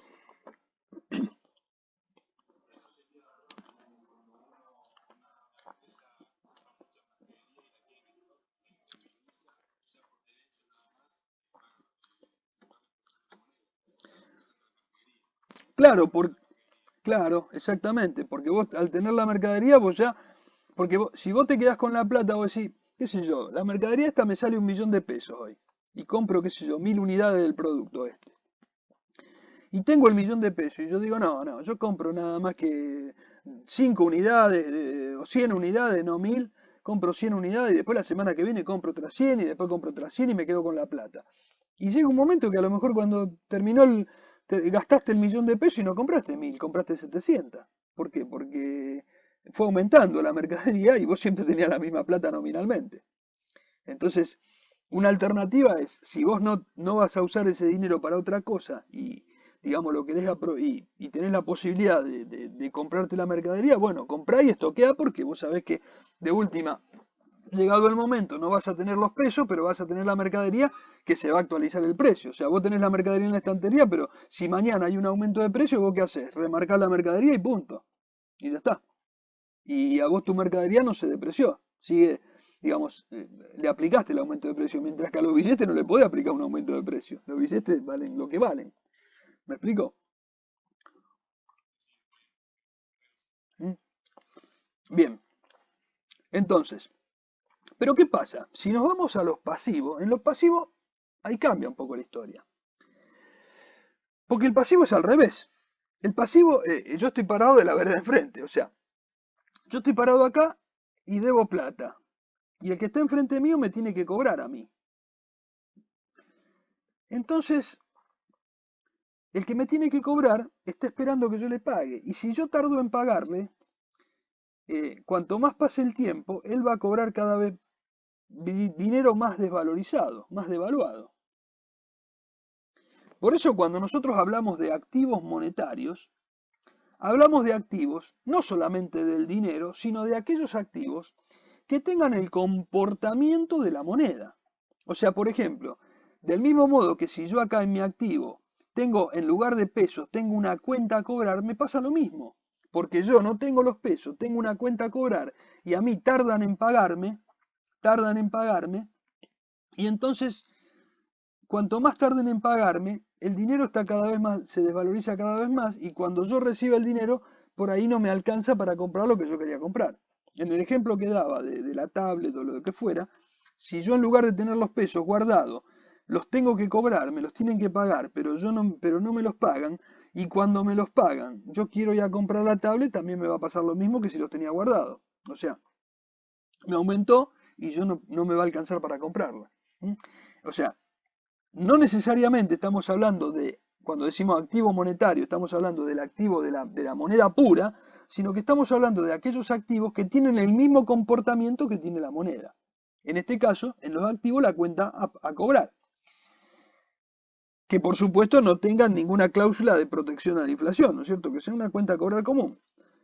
Y lo mismo, en el caso de los pasivos, me va a pasar con los pasivos monetarios, que los pasivos generalmente van a ser casi todos monetarios.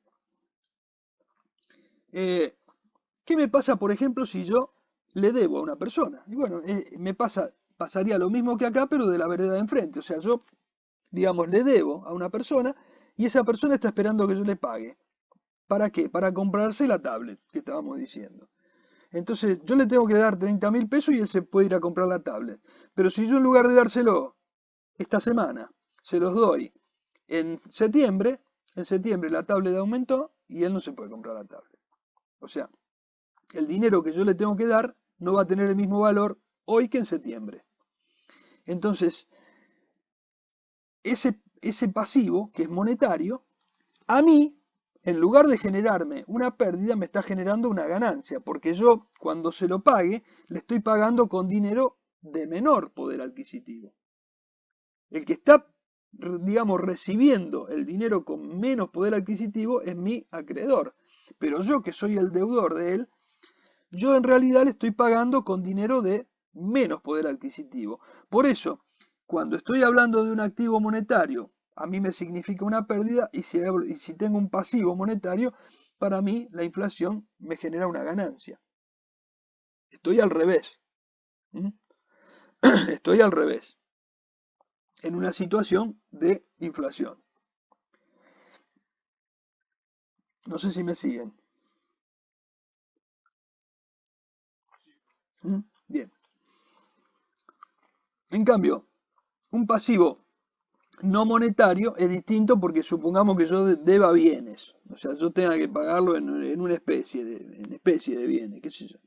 Entonces, bueno, en ese caso ya ahí no estás puesto a la inflación, estás puesto a los cambios del valor del bien ese, pero no es no me representa, digamos, no me va a generar un resultado inflacionario. En todo caso, me podrá generar algún resultado por tenencia, pero no un RECPAN, no va a estar afectado a la inflación, porque son a lo mejor productos, bienes o servicios, qué sé yo. Bien, hasta acá analizamos la inflación. ¿Qué pasa cuando hay deflación? Acá es al revés. En el proceso inflacionario estábamos hablando de un aumento de precios, un aumento constante de precios. En cambio acá, en la inflación estamos hablando de disminuciones de precios. O sea, yo en lugar de tener aumento de precios, tengo disminuciones de precios. Entonces, ¿qué pasa? Si yo tengo un activo monetario, tengo pesos,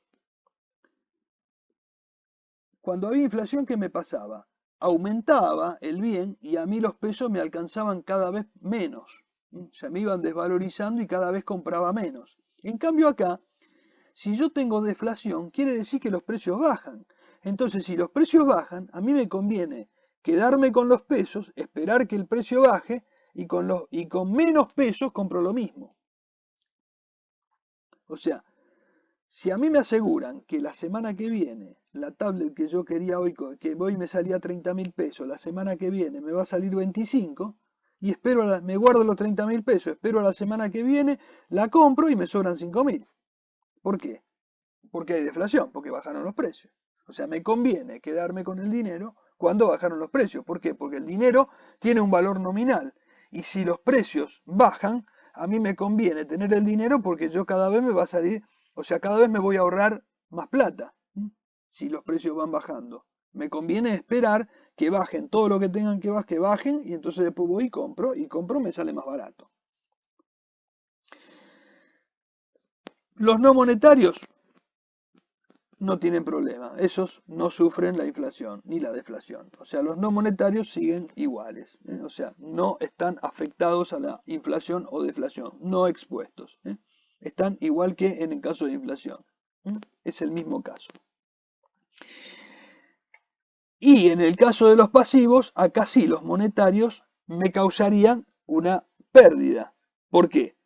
Porque si el dinero vale cada vez más y yo espero para pagarle, cuando le pague le voy a pagar con un dinero que me permite comprar más cosas. O sea, yo le voy a pagar con un dinero, si los precios bajaron, yo le voy a pagar un dinero.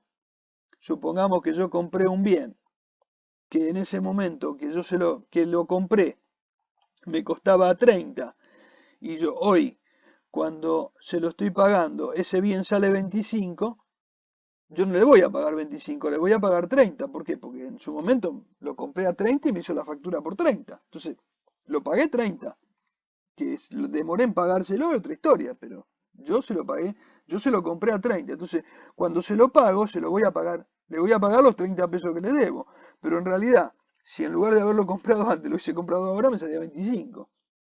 O sea que ahora estoy perdiendo en ese caso. En ese caso estoy perdiendo por inflación. ¿Por qué? Porque estoy pagando con una moneda que se sobrevaluó. Al revés del caso de la inflación. Acá en la inflación yo estaba o recibiendo moneda devaluada o pagando con moneda devaluada. Acá estoy recibiendo moneda sobrevaluada o pagando con moneda sobrevaluada. Entonces me juega al revés cuando hay deflación. Estos casos son más raros. Porque o sea, es raro, por lo menos acá, tener deflación. Alguna vez, algún mes por ahí, en los 90 tuvimos algún mes con deflación. Pero bueno, después no lo vi nunca más. Pero bueno, son los puntitos que tenemos que tener en cuenta. ¿Hasta acá está claro? Bueno, bien. Vamos a ver, o sea, analizamos todo esto, ¿y para qué? Y para ver qué le conviene a una empresa, a una entidad, ante un escenario con inflación.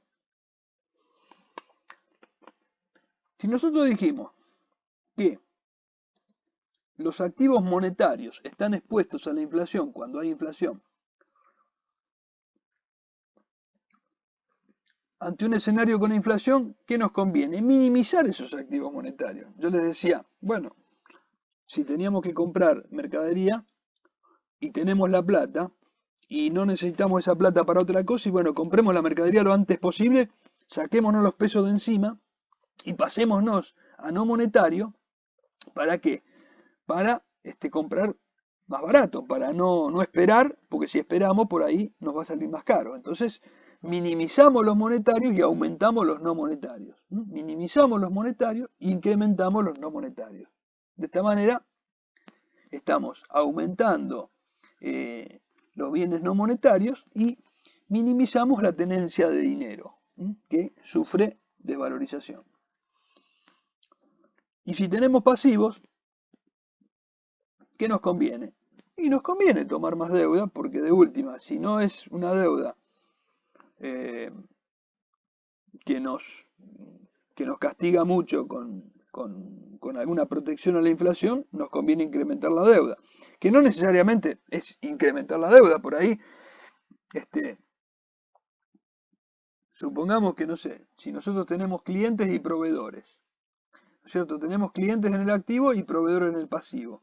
Bueno, si nosotros a los clientes le cobramos rápido, tratamos de cobrarle lo más rápido posible para poder comprar más mercadería, estaríamos cobrando rápidamente, recibiendo el dinero, aplicándolo enseguida a la mercadería, y entonces minimizaríamos los monetarios y aumentaríamos los no monetarios.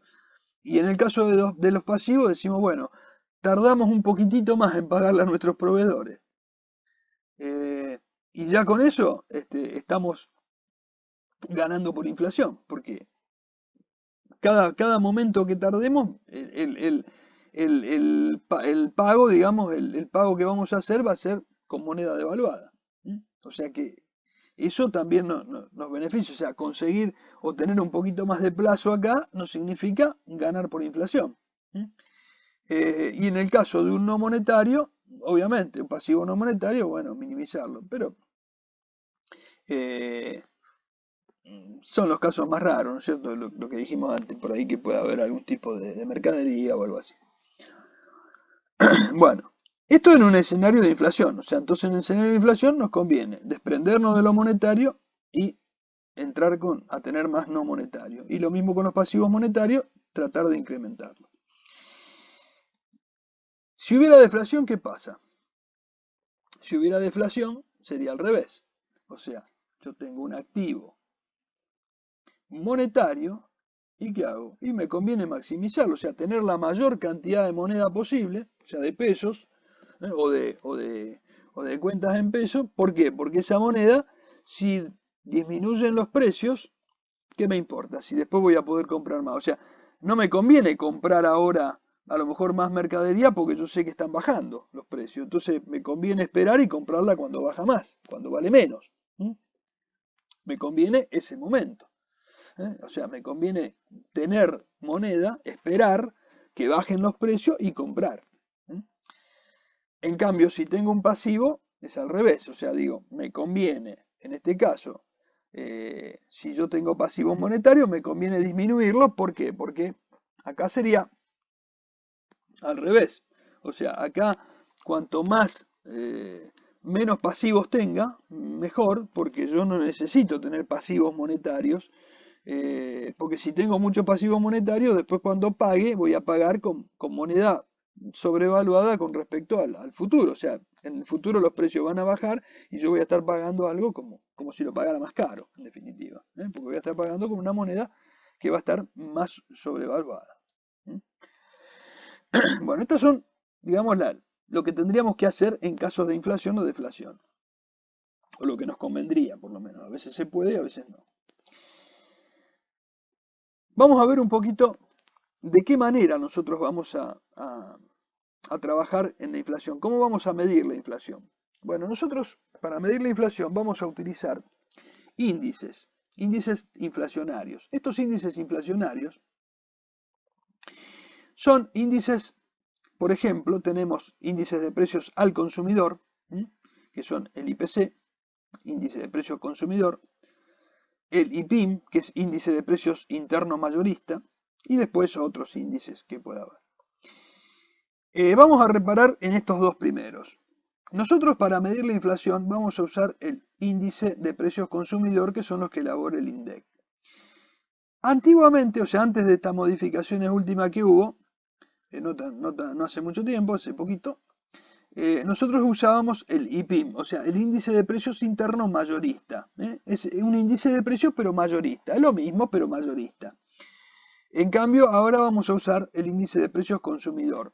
El tema, más que nada, es un tema de momento, de distinto momento, porque cuando suben los precios mayoristas, en algún momento se trasladan al consumidor. Es decir, el índice de precios mayorista, ¿dónde está? Mide los movimientos a nivel empresas, ¿no es cierto? Pero en algún momento esa variación se traslada al consumidor. O sea que más tarde va a llegar al consumidor. Es decir, si hoy, por ejemplo, este mes hubo un aumento de precios mayoristas, generalmente en los periodos siguientes va a repercutir en el consumidor final. O sea, si, para dar un ejemplo, si, qué sé yo, aumentó la leche y aumentó y las empresas lácteas aumentaron sus precios y todo, y bueno, ahí a los supermercados les llega con aumento, bueno, se va a trasladar al consumidor. O sea, vos dentro de unos días cuando vayas a la góndola vas a encontrar que subieron los precios. Entonces, a lo mejor en el índice de precios mayoristas repercutió en el mes de agosto y al consumidor en el cálculo del índice le repercutió en el mes de septiembre. Pero en definitiva hay un pequeño desfasaje, pero en definitiva es lo mismo. O sea, va llegando esa variación de precio. Nada más que es un problemita de tiempo, nada más. Pero bueno, trabajamos con el índice ahora, con el índice de precios consumidor. ¿Cómo se calcula la variación que hubo de inflación? Bueno, para eso nosotros vamos a tener en cuenta que lo que es un índice y lo que es un coeficiente. O sea, un índice es un número que se calcula tomando una base, un año, un periodo base. Por ejemplo, supongamos que nosotros decimos, vamos a tomar, yo acá puse un ejemplo, que enero de 2018 es un mes base, o sea, el mes de donde hacemos un punto de partida. Generalmente las tablas de índice, que son tablas que vienen de años, son tablas que a lo mejor tienen un periodo base. Que cada tanto lo cambiamos. ¿Por qué? Porque a veces se hacen demasiado largos con los procesos inflacionarios que hemos tenido acá, pero por ahí si fuéramos un país más estable, no, a lo mejor no necesitaríamos estar cambiando tanto el mes base. Porque los números no serían tan largos, serían números muy, muy, muy cortitos. Pero bueno, por ejemplo, supongamos que nosotros tomamos mes base enero de 2018, donde decimos que la base 100. ¿Qué quiere decir que la base 100? Que, por ejemplo, nosotros tomamos una determinada canasta de productos y decimos que esos productos valen X pesos cada producto. Bueno, muy bien.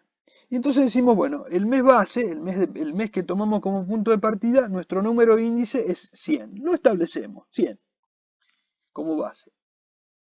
Entonces decimos, vamos al mes de febrero y tomamos esos mismos productos y vemos cuánto valen en febrero. Y resulta que en promedio esos productos en el mes de febrero aumentaron un 2% con respecto a enero. Entonces nosotros hacemos un cálculo y decimos, si a 100, que es el número base que tomamos como base, le agregamos un 2%, nos da 102. Pasamos a marzo. En marzo tomamos la misma canasta de productos, preguntamos, averiguamos, consultamos los precios y llegamos al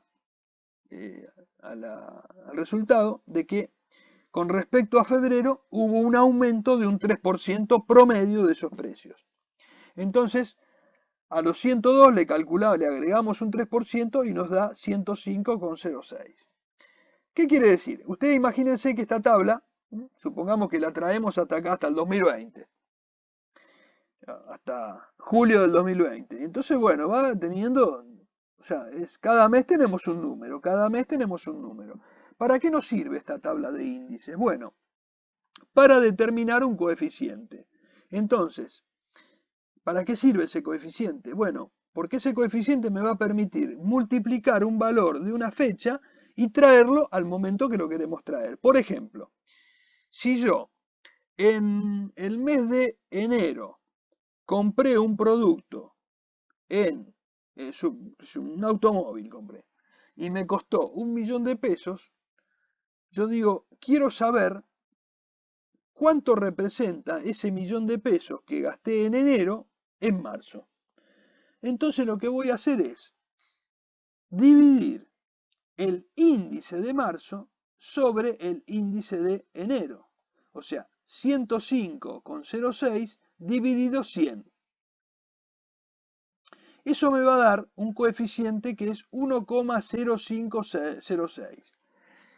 Si yo quiero saber en moneda de marzo cuánto representan el 1.000.000 de pesos que yo gasté en enero, yo voy a multiplicar ese 1.000.000 de pesos por 1,0506 y me va a dar 1.050.600 pesos.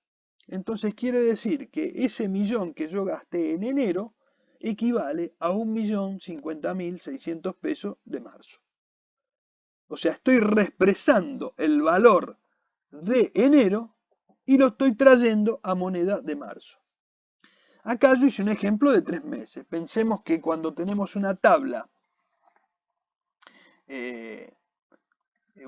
grande, ¿no es cierto? Una tabla con muchos meses y con varios años.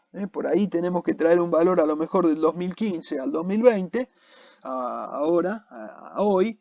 Y entonces tenemos que a lo mejor, qué sé yo, tenemos un valor de, compraste ese auto en lugar de comprarlo en enero de 2000, lo compraste, qué sé yo, en enero del 2015 y lo tenés que traer a valor de julio del 2020, entonces tendrías que tomar el índice de precios consumidor de julio del 2020 dividido el índice de precios de enero de 2015 y eso te dará un valor, qué sé yo, a lo mejor te da más de 1, te da 2, te da 3, no sé, no tengo establecido cuánto daría, pero a lo mejor lo tengo que multiplicar por 3 para traerlo a esta fecha. Y entonces si en ese momento gasté, qué sé yo, 500.000 pesos, hoy representaría 1,5 millones.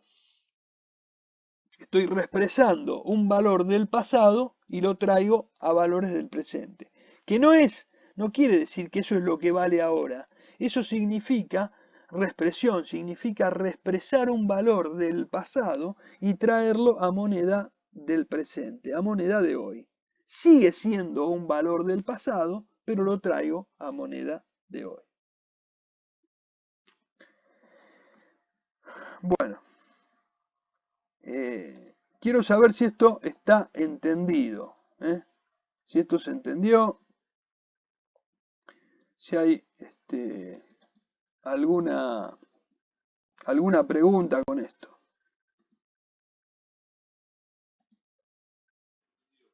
¿Está entendido? Bueno, si yo arranco ahora con otro tema, ustedes, ¿podemos arrancar con otro tema? Sí.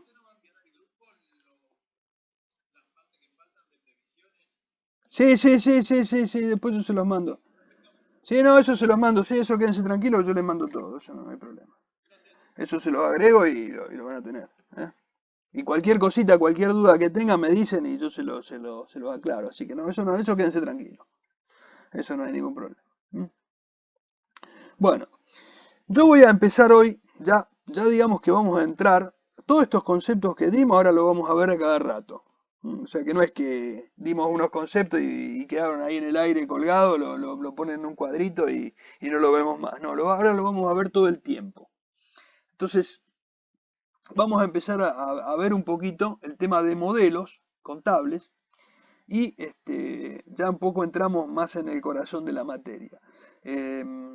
Y ahora vamos a aplicar un poquito todos esos conceptos. Inmediatamente lo vamos a empezar a ver. Bien, vamos a empezar a hablar un poquito de lo que son los modelos contables. Nosotros vamos a decir que los modelos contables, o sea, primero vamos a hablar de lo que es un modelo. Un modelo. Y un modelo es generalmente hay una definición que es la más común, la que más aparece en cualquier libro, que es una representación simplificada de una realidad. Entonces, bueno, vamos a ver por qué es una representación simplificada, por qué necesitamos simplificar la realidad. Y bueno, vamos a decir primero que los modelos generalmente van a venir, generalmente son una presentación de un esquema que viene dado en forma teórica, ¿no es cierto? Un planteo de una determinada idea teórica. Y ese planteo va a traducirse en una forma generalmente matemática porque va a llevar algún cálculo. Y nosotros lo que vamos a estar simplificando en ese modelo, cuando decimos una representación simplificada de la realidad, porque ese modelo va a representar una realidad compleja, una realidad que es compleja. Pensemos que nosotros, cualquier situación de la realidad va a ser compleja, ¿por qué? Porque nosotros nos vamos a encontrar con que tenemos, por ejemplo, si analizamos un país, ¿no es cierto? ¿Con qué cosas nos encontramos en la realidad? Y nos encontramos con un montón de cosas. Nos encontramos con, supongamos que, qué cosas de la realidad afectan a una empresa. Y bueno, qué sé yo, a una empresa le pueden afectar la inflación, los problemas laborales, previsionales, las medidas de comercio exterior, etcétera. O sea, hay un montón de ingredientes que van a afectar. Entonces, digamos, si nosotros queremos analizar una determinada realidad, nos encontramos con que hay muchas cosas. Entonces, lo que se busca con un modelo es extractar aquello que es significativo, que es lo que puede llegar a determinar el comportamiento ante los cambios en las variables, y de esa manera nos da una idea de cómo reacciona un modelo ante cambios. Entonces, en este caso, en nuestro ejemplo, la realidad compleja para la contabilidad es el patrimonio del ente, o sea, la empresa. Nosotros tenemos que analizar de nuestra empresa ese patrimonio del ente, cómo va evolucionando en el tiempo. Entonces nosotros con el modelo vamos a tratar de facilitar la comprensión y el estudio de su comportamiento y su evolución en el tiempo. O sea, nosotros en una contabilidad, ¿qué nos interesa? Nos interesa saber cuál es el patrimonio de la empresa, cómo evoluciona ese patrimonio. Y cuando hablamos de evolución, hablamos de cómo va cambiando en el tiempo, si va obteniendo utilidades, cómo medimos esas utilidades. Entonces, lo que buscamos con los modelos es ver cuáles son las variables que afectan a ese patrimonio y tratar de entender esa realidad, esas variables, y ver cómo reacciona ante los cambios de esas variables. Entonces, de esa manera, nosotros podemos entender determinadas cosas. Por ejemplo, para que no parezca chino, cuando recién nosotros hablamos de la inflación y decíamos, ¿qué pasa si nosotros tenemos activos monetarios y hay inflación? Bueno, precisamente ahí que estábamos analizando variables. Estábamos diciendo, a ver, hay un cambio en precios, hay un cambio en los precios, hay inflación. Entonces, ¿qué pasa si hay inflación? ¿Qué le pasa a nuestro patrimonio? Estamos analizando acá este patrimonio en función de qué, de un cambio que se produce fuera de ese patrimonio. Entonces decimos, a ver, ¿cómo lo afecta? Y bueno, y ahí estamos analizando y viendo cómo afecta a ese patrimonio ese cambio en esa variable que es una variable inflacionaria. Entonces, bueno, ahí estamos un poco entendiendo, ¿por qué? Porque lo estamos haciendo con un ejemplo simple, con un ejemplo muy sencillo, lo más sencillo posible. ¿Por qué? Porque nos permite entender. O sea, si nosotros cuando queremos entender algo, lo que le tenemos que hacer es simplificarlo lo más posible, porque si le buscamos todas las complicaciones, como que nos perdemos en la nebulosa. En cambio, si nosotros logramos extractar aquello que es importante, que es significativo, que es el corazón del cambio, entonces entendemos esa variación, ese cambio que se produce. Entonces, lo que buscamos con el modelo es entender ese comportamiento a través de un ejemplo simple, sencillo, muy simplificado, para poder interpretar cómo se comporta ante esos cambios. Y entonces, de esa manera, lo podemos estudiar mucho mejor, mucho más claramente. Vamos a ver qué variables vamos a manejar. Dentro de las variables que nosotros vamos a manejar, tenemos tres variables que son básicas. La primera variable básica que vamos a ver es la unidad de medida. La unidad de medida. Es decir, cómo nosotros vamos a medir nosotros los bienes de nuestro patrimonio. O sea, ¿cuál es la unidad en la que nosotros lo vamos a medir?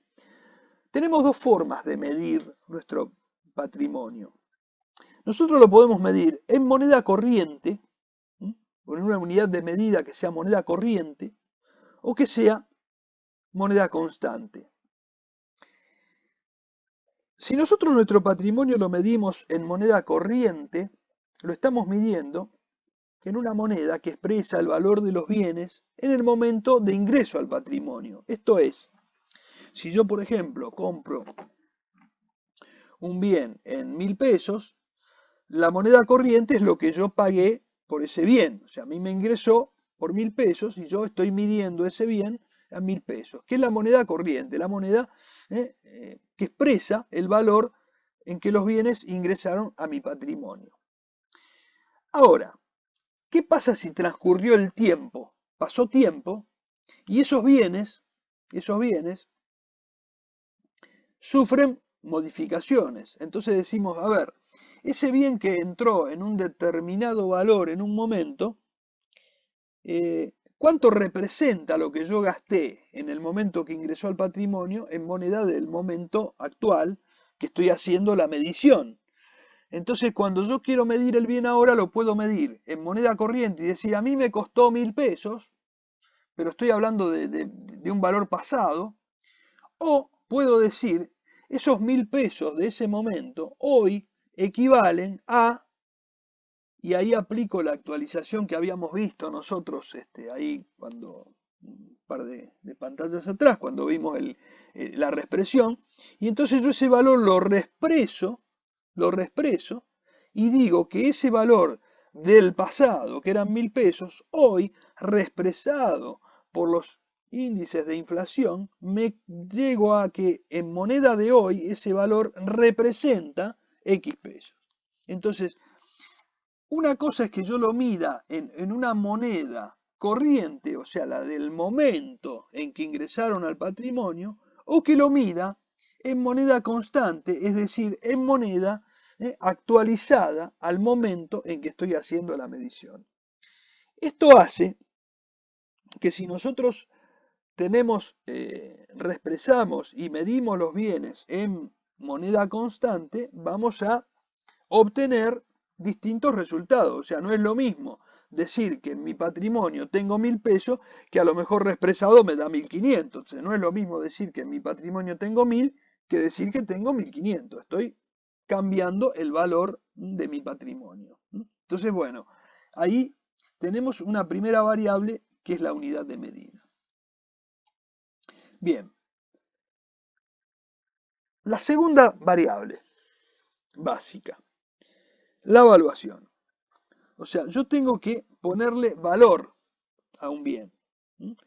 Y entonces yo tengo también, o sea, una cosa es la unidad de medida, ¿no es cierto? La unidad de medida es cómo yo voy a medir los bienes, cómo yo voy a medir con qué unidad, si yo lo hago en moneda corriente o lo hago en moneda constante. Acá estoy hablando de valuación, cómo evalúo un bien. Después vamos a ver que podemos llegar a combinar algunas de estas variables. O sea, la unidad de medida es la unidad que vamos a utilizar. Nosotros para medir en general, o sea, esto es bien general, es decir, nosotros en general vamos a medir con moneda corriente o con moneda constante. Esto es, por ejemplo, si nosotros hablamos hoy de balances, supongamos de la contabilidad, hablamos de balances históricos o balances reexpresados. Balances históricos o lo que normalmente decimos ajustado por inflación. Entonces, en uno estamos trabajando con moneda corriente y en el otro, si trabajamos en balance ajustado por inflación, estaremos trabajando en moneda constante. Estamos expresando todo en moneda de cierre. Eso es trabajar con moneda constante. Cuando hablamos de evaluación de bienes, nosotros podemos evaluar bienes a costo de ingreso, o sea, tomando el costo de ingreso al patrimonio, lo cual sería un valor histórico. O sea, yo compré una mercadería en 100 pesos y la mantengo en mi stock a 100 pesos hasta que la vendo. Entonces, digamos, siempre mi costo de ingreso va a ser 100 pesos hasta que esa mercadería no esté más. Eso sería decir, trabajar con un costo histórico, con un costo de ingreso, que en este caso sería histórico. Después podría ser hasta podríamos combinarlo con la otra variable y reexpresarlo. Y la otra es adoptar un costo de reposición al momento de la evaluación, que ya sería un valor de mercado, ya no sería un valor de un costo de ingreso, sino sería un valor de mercado. O sea, una cosa es costo de ingreso y otra cosa es costo de reposición. ¿Cuándo es costo de ingreso? Cuando estoy hablando del valor al que yo lo ingresé a mi contabilidad. Y cuando estoy hablando de reposición, estoy diciendo, ojo, ¿cuál es el valor al que yo tendría que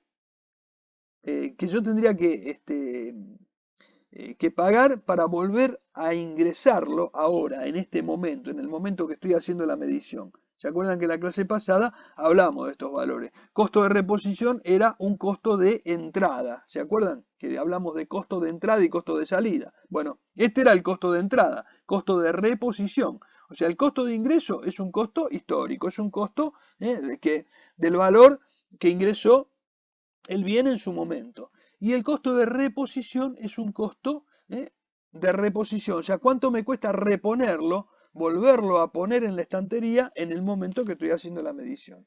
Si yo estoy midiéndolo hoy, entonces yo digo, bueno, hoy, ¿cuál es mi costo de reposición? Y bueno, tendré que llamar a mi proveedor y preguntarle cuánto me cuesta hoy este producto. Entonces, ese es el valor de reposición. Mientras que el costo histórico es si lo compré hace un mes, ¿cuánto me costó hace un mes? Ahora, yo esta variable que es evaluación la podría combinar con esta otra, que era la primera que vimos, que era unidad de medida. O sea, si yo el costo de ingreso al patrimonio lo dejo al valor histórico, es un costo de ingreso histórico. Si yo lo trabajo como unidad constante, o sea, lo reexpreso, estaría combinando la unidad de medida constante con un costo histórico, y entonces tendría un costo histórico pero reexpresado. O sea, seguiría siendo un costo de ingreso, pero en lugar de ser histórico sería reexpresado. O sea, si yo, por ejemplo, digo, en lugar de poner costo de ingreso, en este caso, costo de ingreso de un bien histórico, o sea, lo que me costó en su momento, yo este costo histórico lo reexpreso y lo trabajo, lo combino con la unidad de medida constante y tendría un costo histórico, un costo de ingreso, pero no histórico, sino reexpresado. Ahí estaría combinando dos variables. Hasta acá parecería como que son cosas descolgadas, porque, digamos, no estamos, digamos, trabajando con con algunos números y aplicándolo, pero yo quiero que vayan entendiendo los conceptos. O sea, cuando hablamos del costo de ingreso, el costo de ingreso puede ser tanto histórico como reexpresado. Si es histórico, es el costo de ingreso así como vino, histórico, y no hice nada. Ahora, si yo lo combino con la variable esta de unidad de medida constante, lo estaría trabajando ese costo de ingreso reexpresado. Estoy combinando esa variable. Estoy trabajando con la variable de moneda, unidad de medida, pero constante. Bien. Y finalmente vamos a hablar de la otra variable básica, que es capital a mantener. Vamos a dar esta variable y después seguimos la clase que viene. Igualmente vamos a hacer un repaso y arrancamos y seguimos con el resto de las variables. Esta es la tercera variable básica, después vienen variables complementarias. Capital a mantener. Tenemos dos tipos de capital a mantener. ¿A qué llamamos capital a mantener? Bueno, el capital a mantener es una de las variables que nos permite determinar el resultado de una empresa. O sea, es útil para determinar el resultado de una empresa.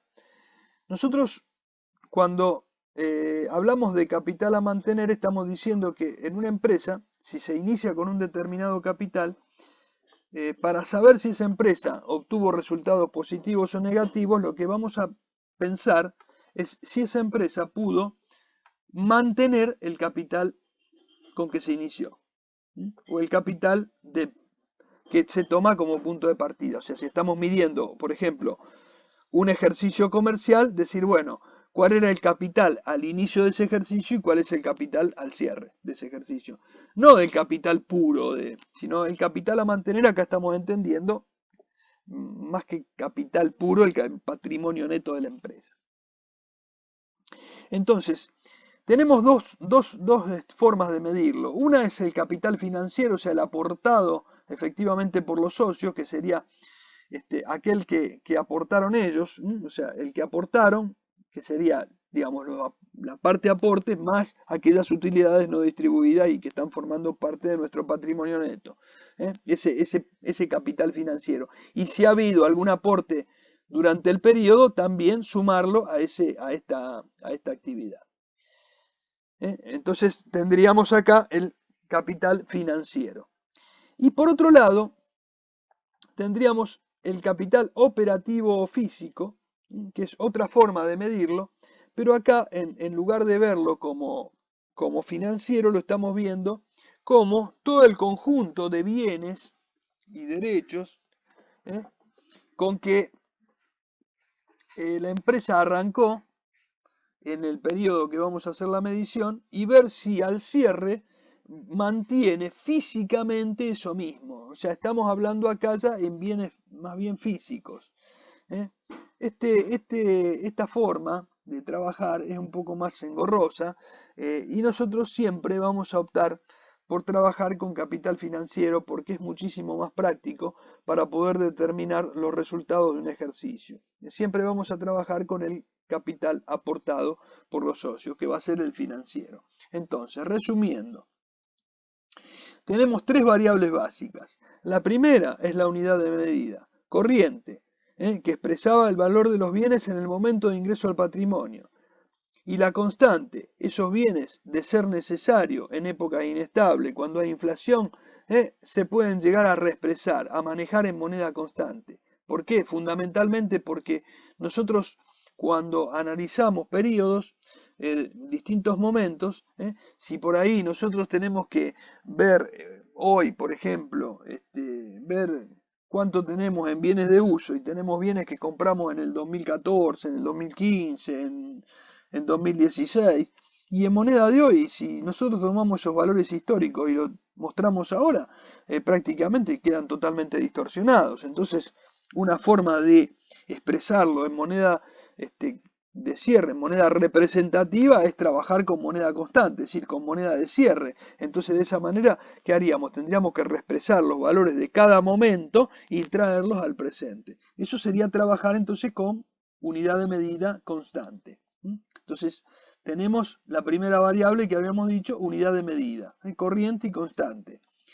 Valuación, podemos hablar de costo de ingreso al patrimonio o costo de reposición. O sea, uno es un costo de un determinado momento que, si lo combinamos con la variable de moneda constante, podríamos tener el costo de ingreso reexpresado, pero sigue siendo costo de ingreso, o sea, no cambia, es un costo de ingreso mostrado en moneda de hoy, pero de ingreso. O sea, un costo de ingreso es el mismo costo del pasado traído a valores del presente, pero no es lo que me cuesta ahora.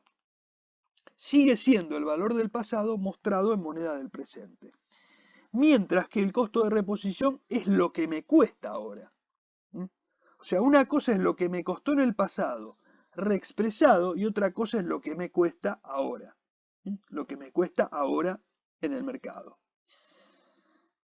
Y finalmente, entonces, la otra variable, capital a mantener, financiero, que es aportado por los socios, y operativo físico, que lo mencionamos simplemente, que se determina el capital necesario en cada momento de cierre para mantener el mismo nivel de capacidad de la empresa, que es bastante engorroso y no es utilizado en la contabilidad, sino que trabajamos con el capital financiero. Bien, bueno, hoy vamos a cortar acá ya la clase y la semana que viene, el jueves, seguimos con el resto de las variables. O sea, pegamos una repasadita rápida de esto y seguimos con el resto de las variables y con todo el desarrollo del modelo. ¿Hay alguna duda, alguna pregunta? ¿Alguna preguntita que le haya quedado?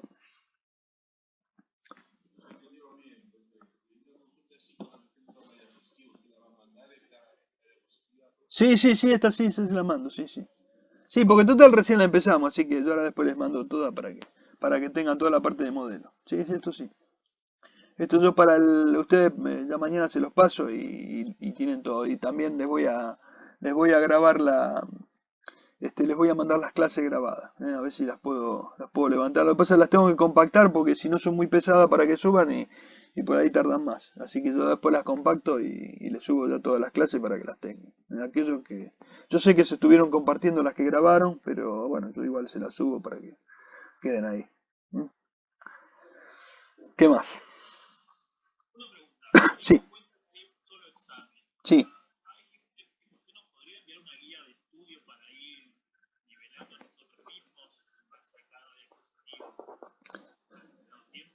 A ver, ¿cómo? Sí.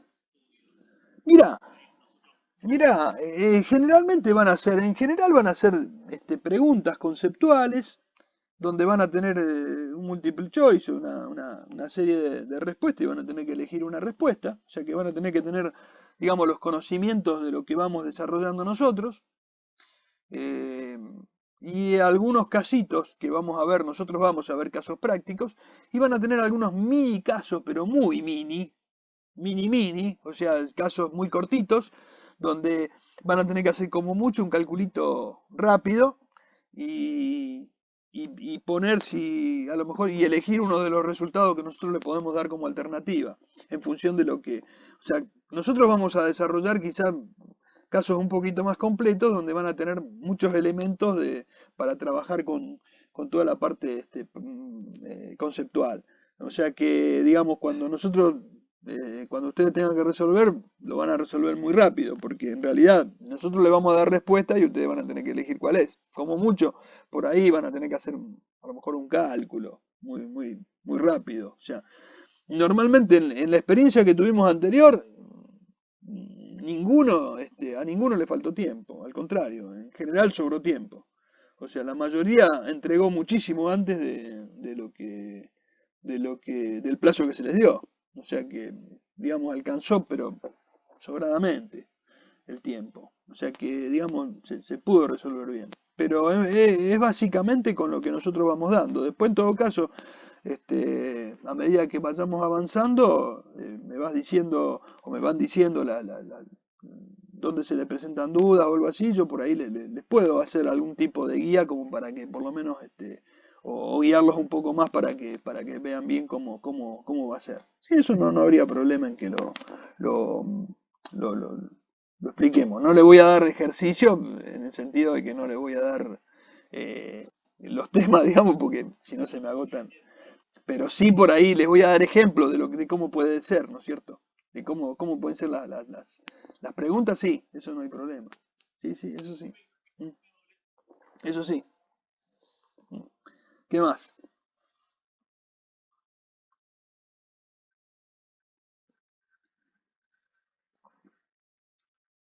¿Alguna pregunta más?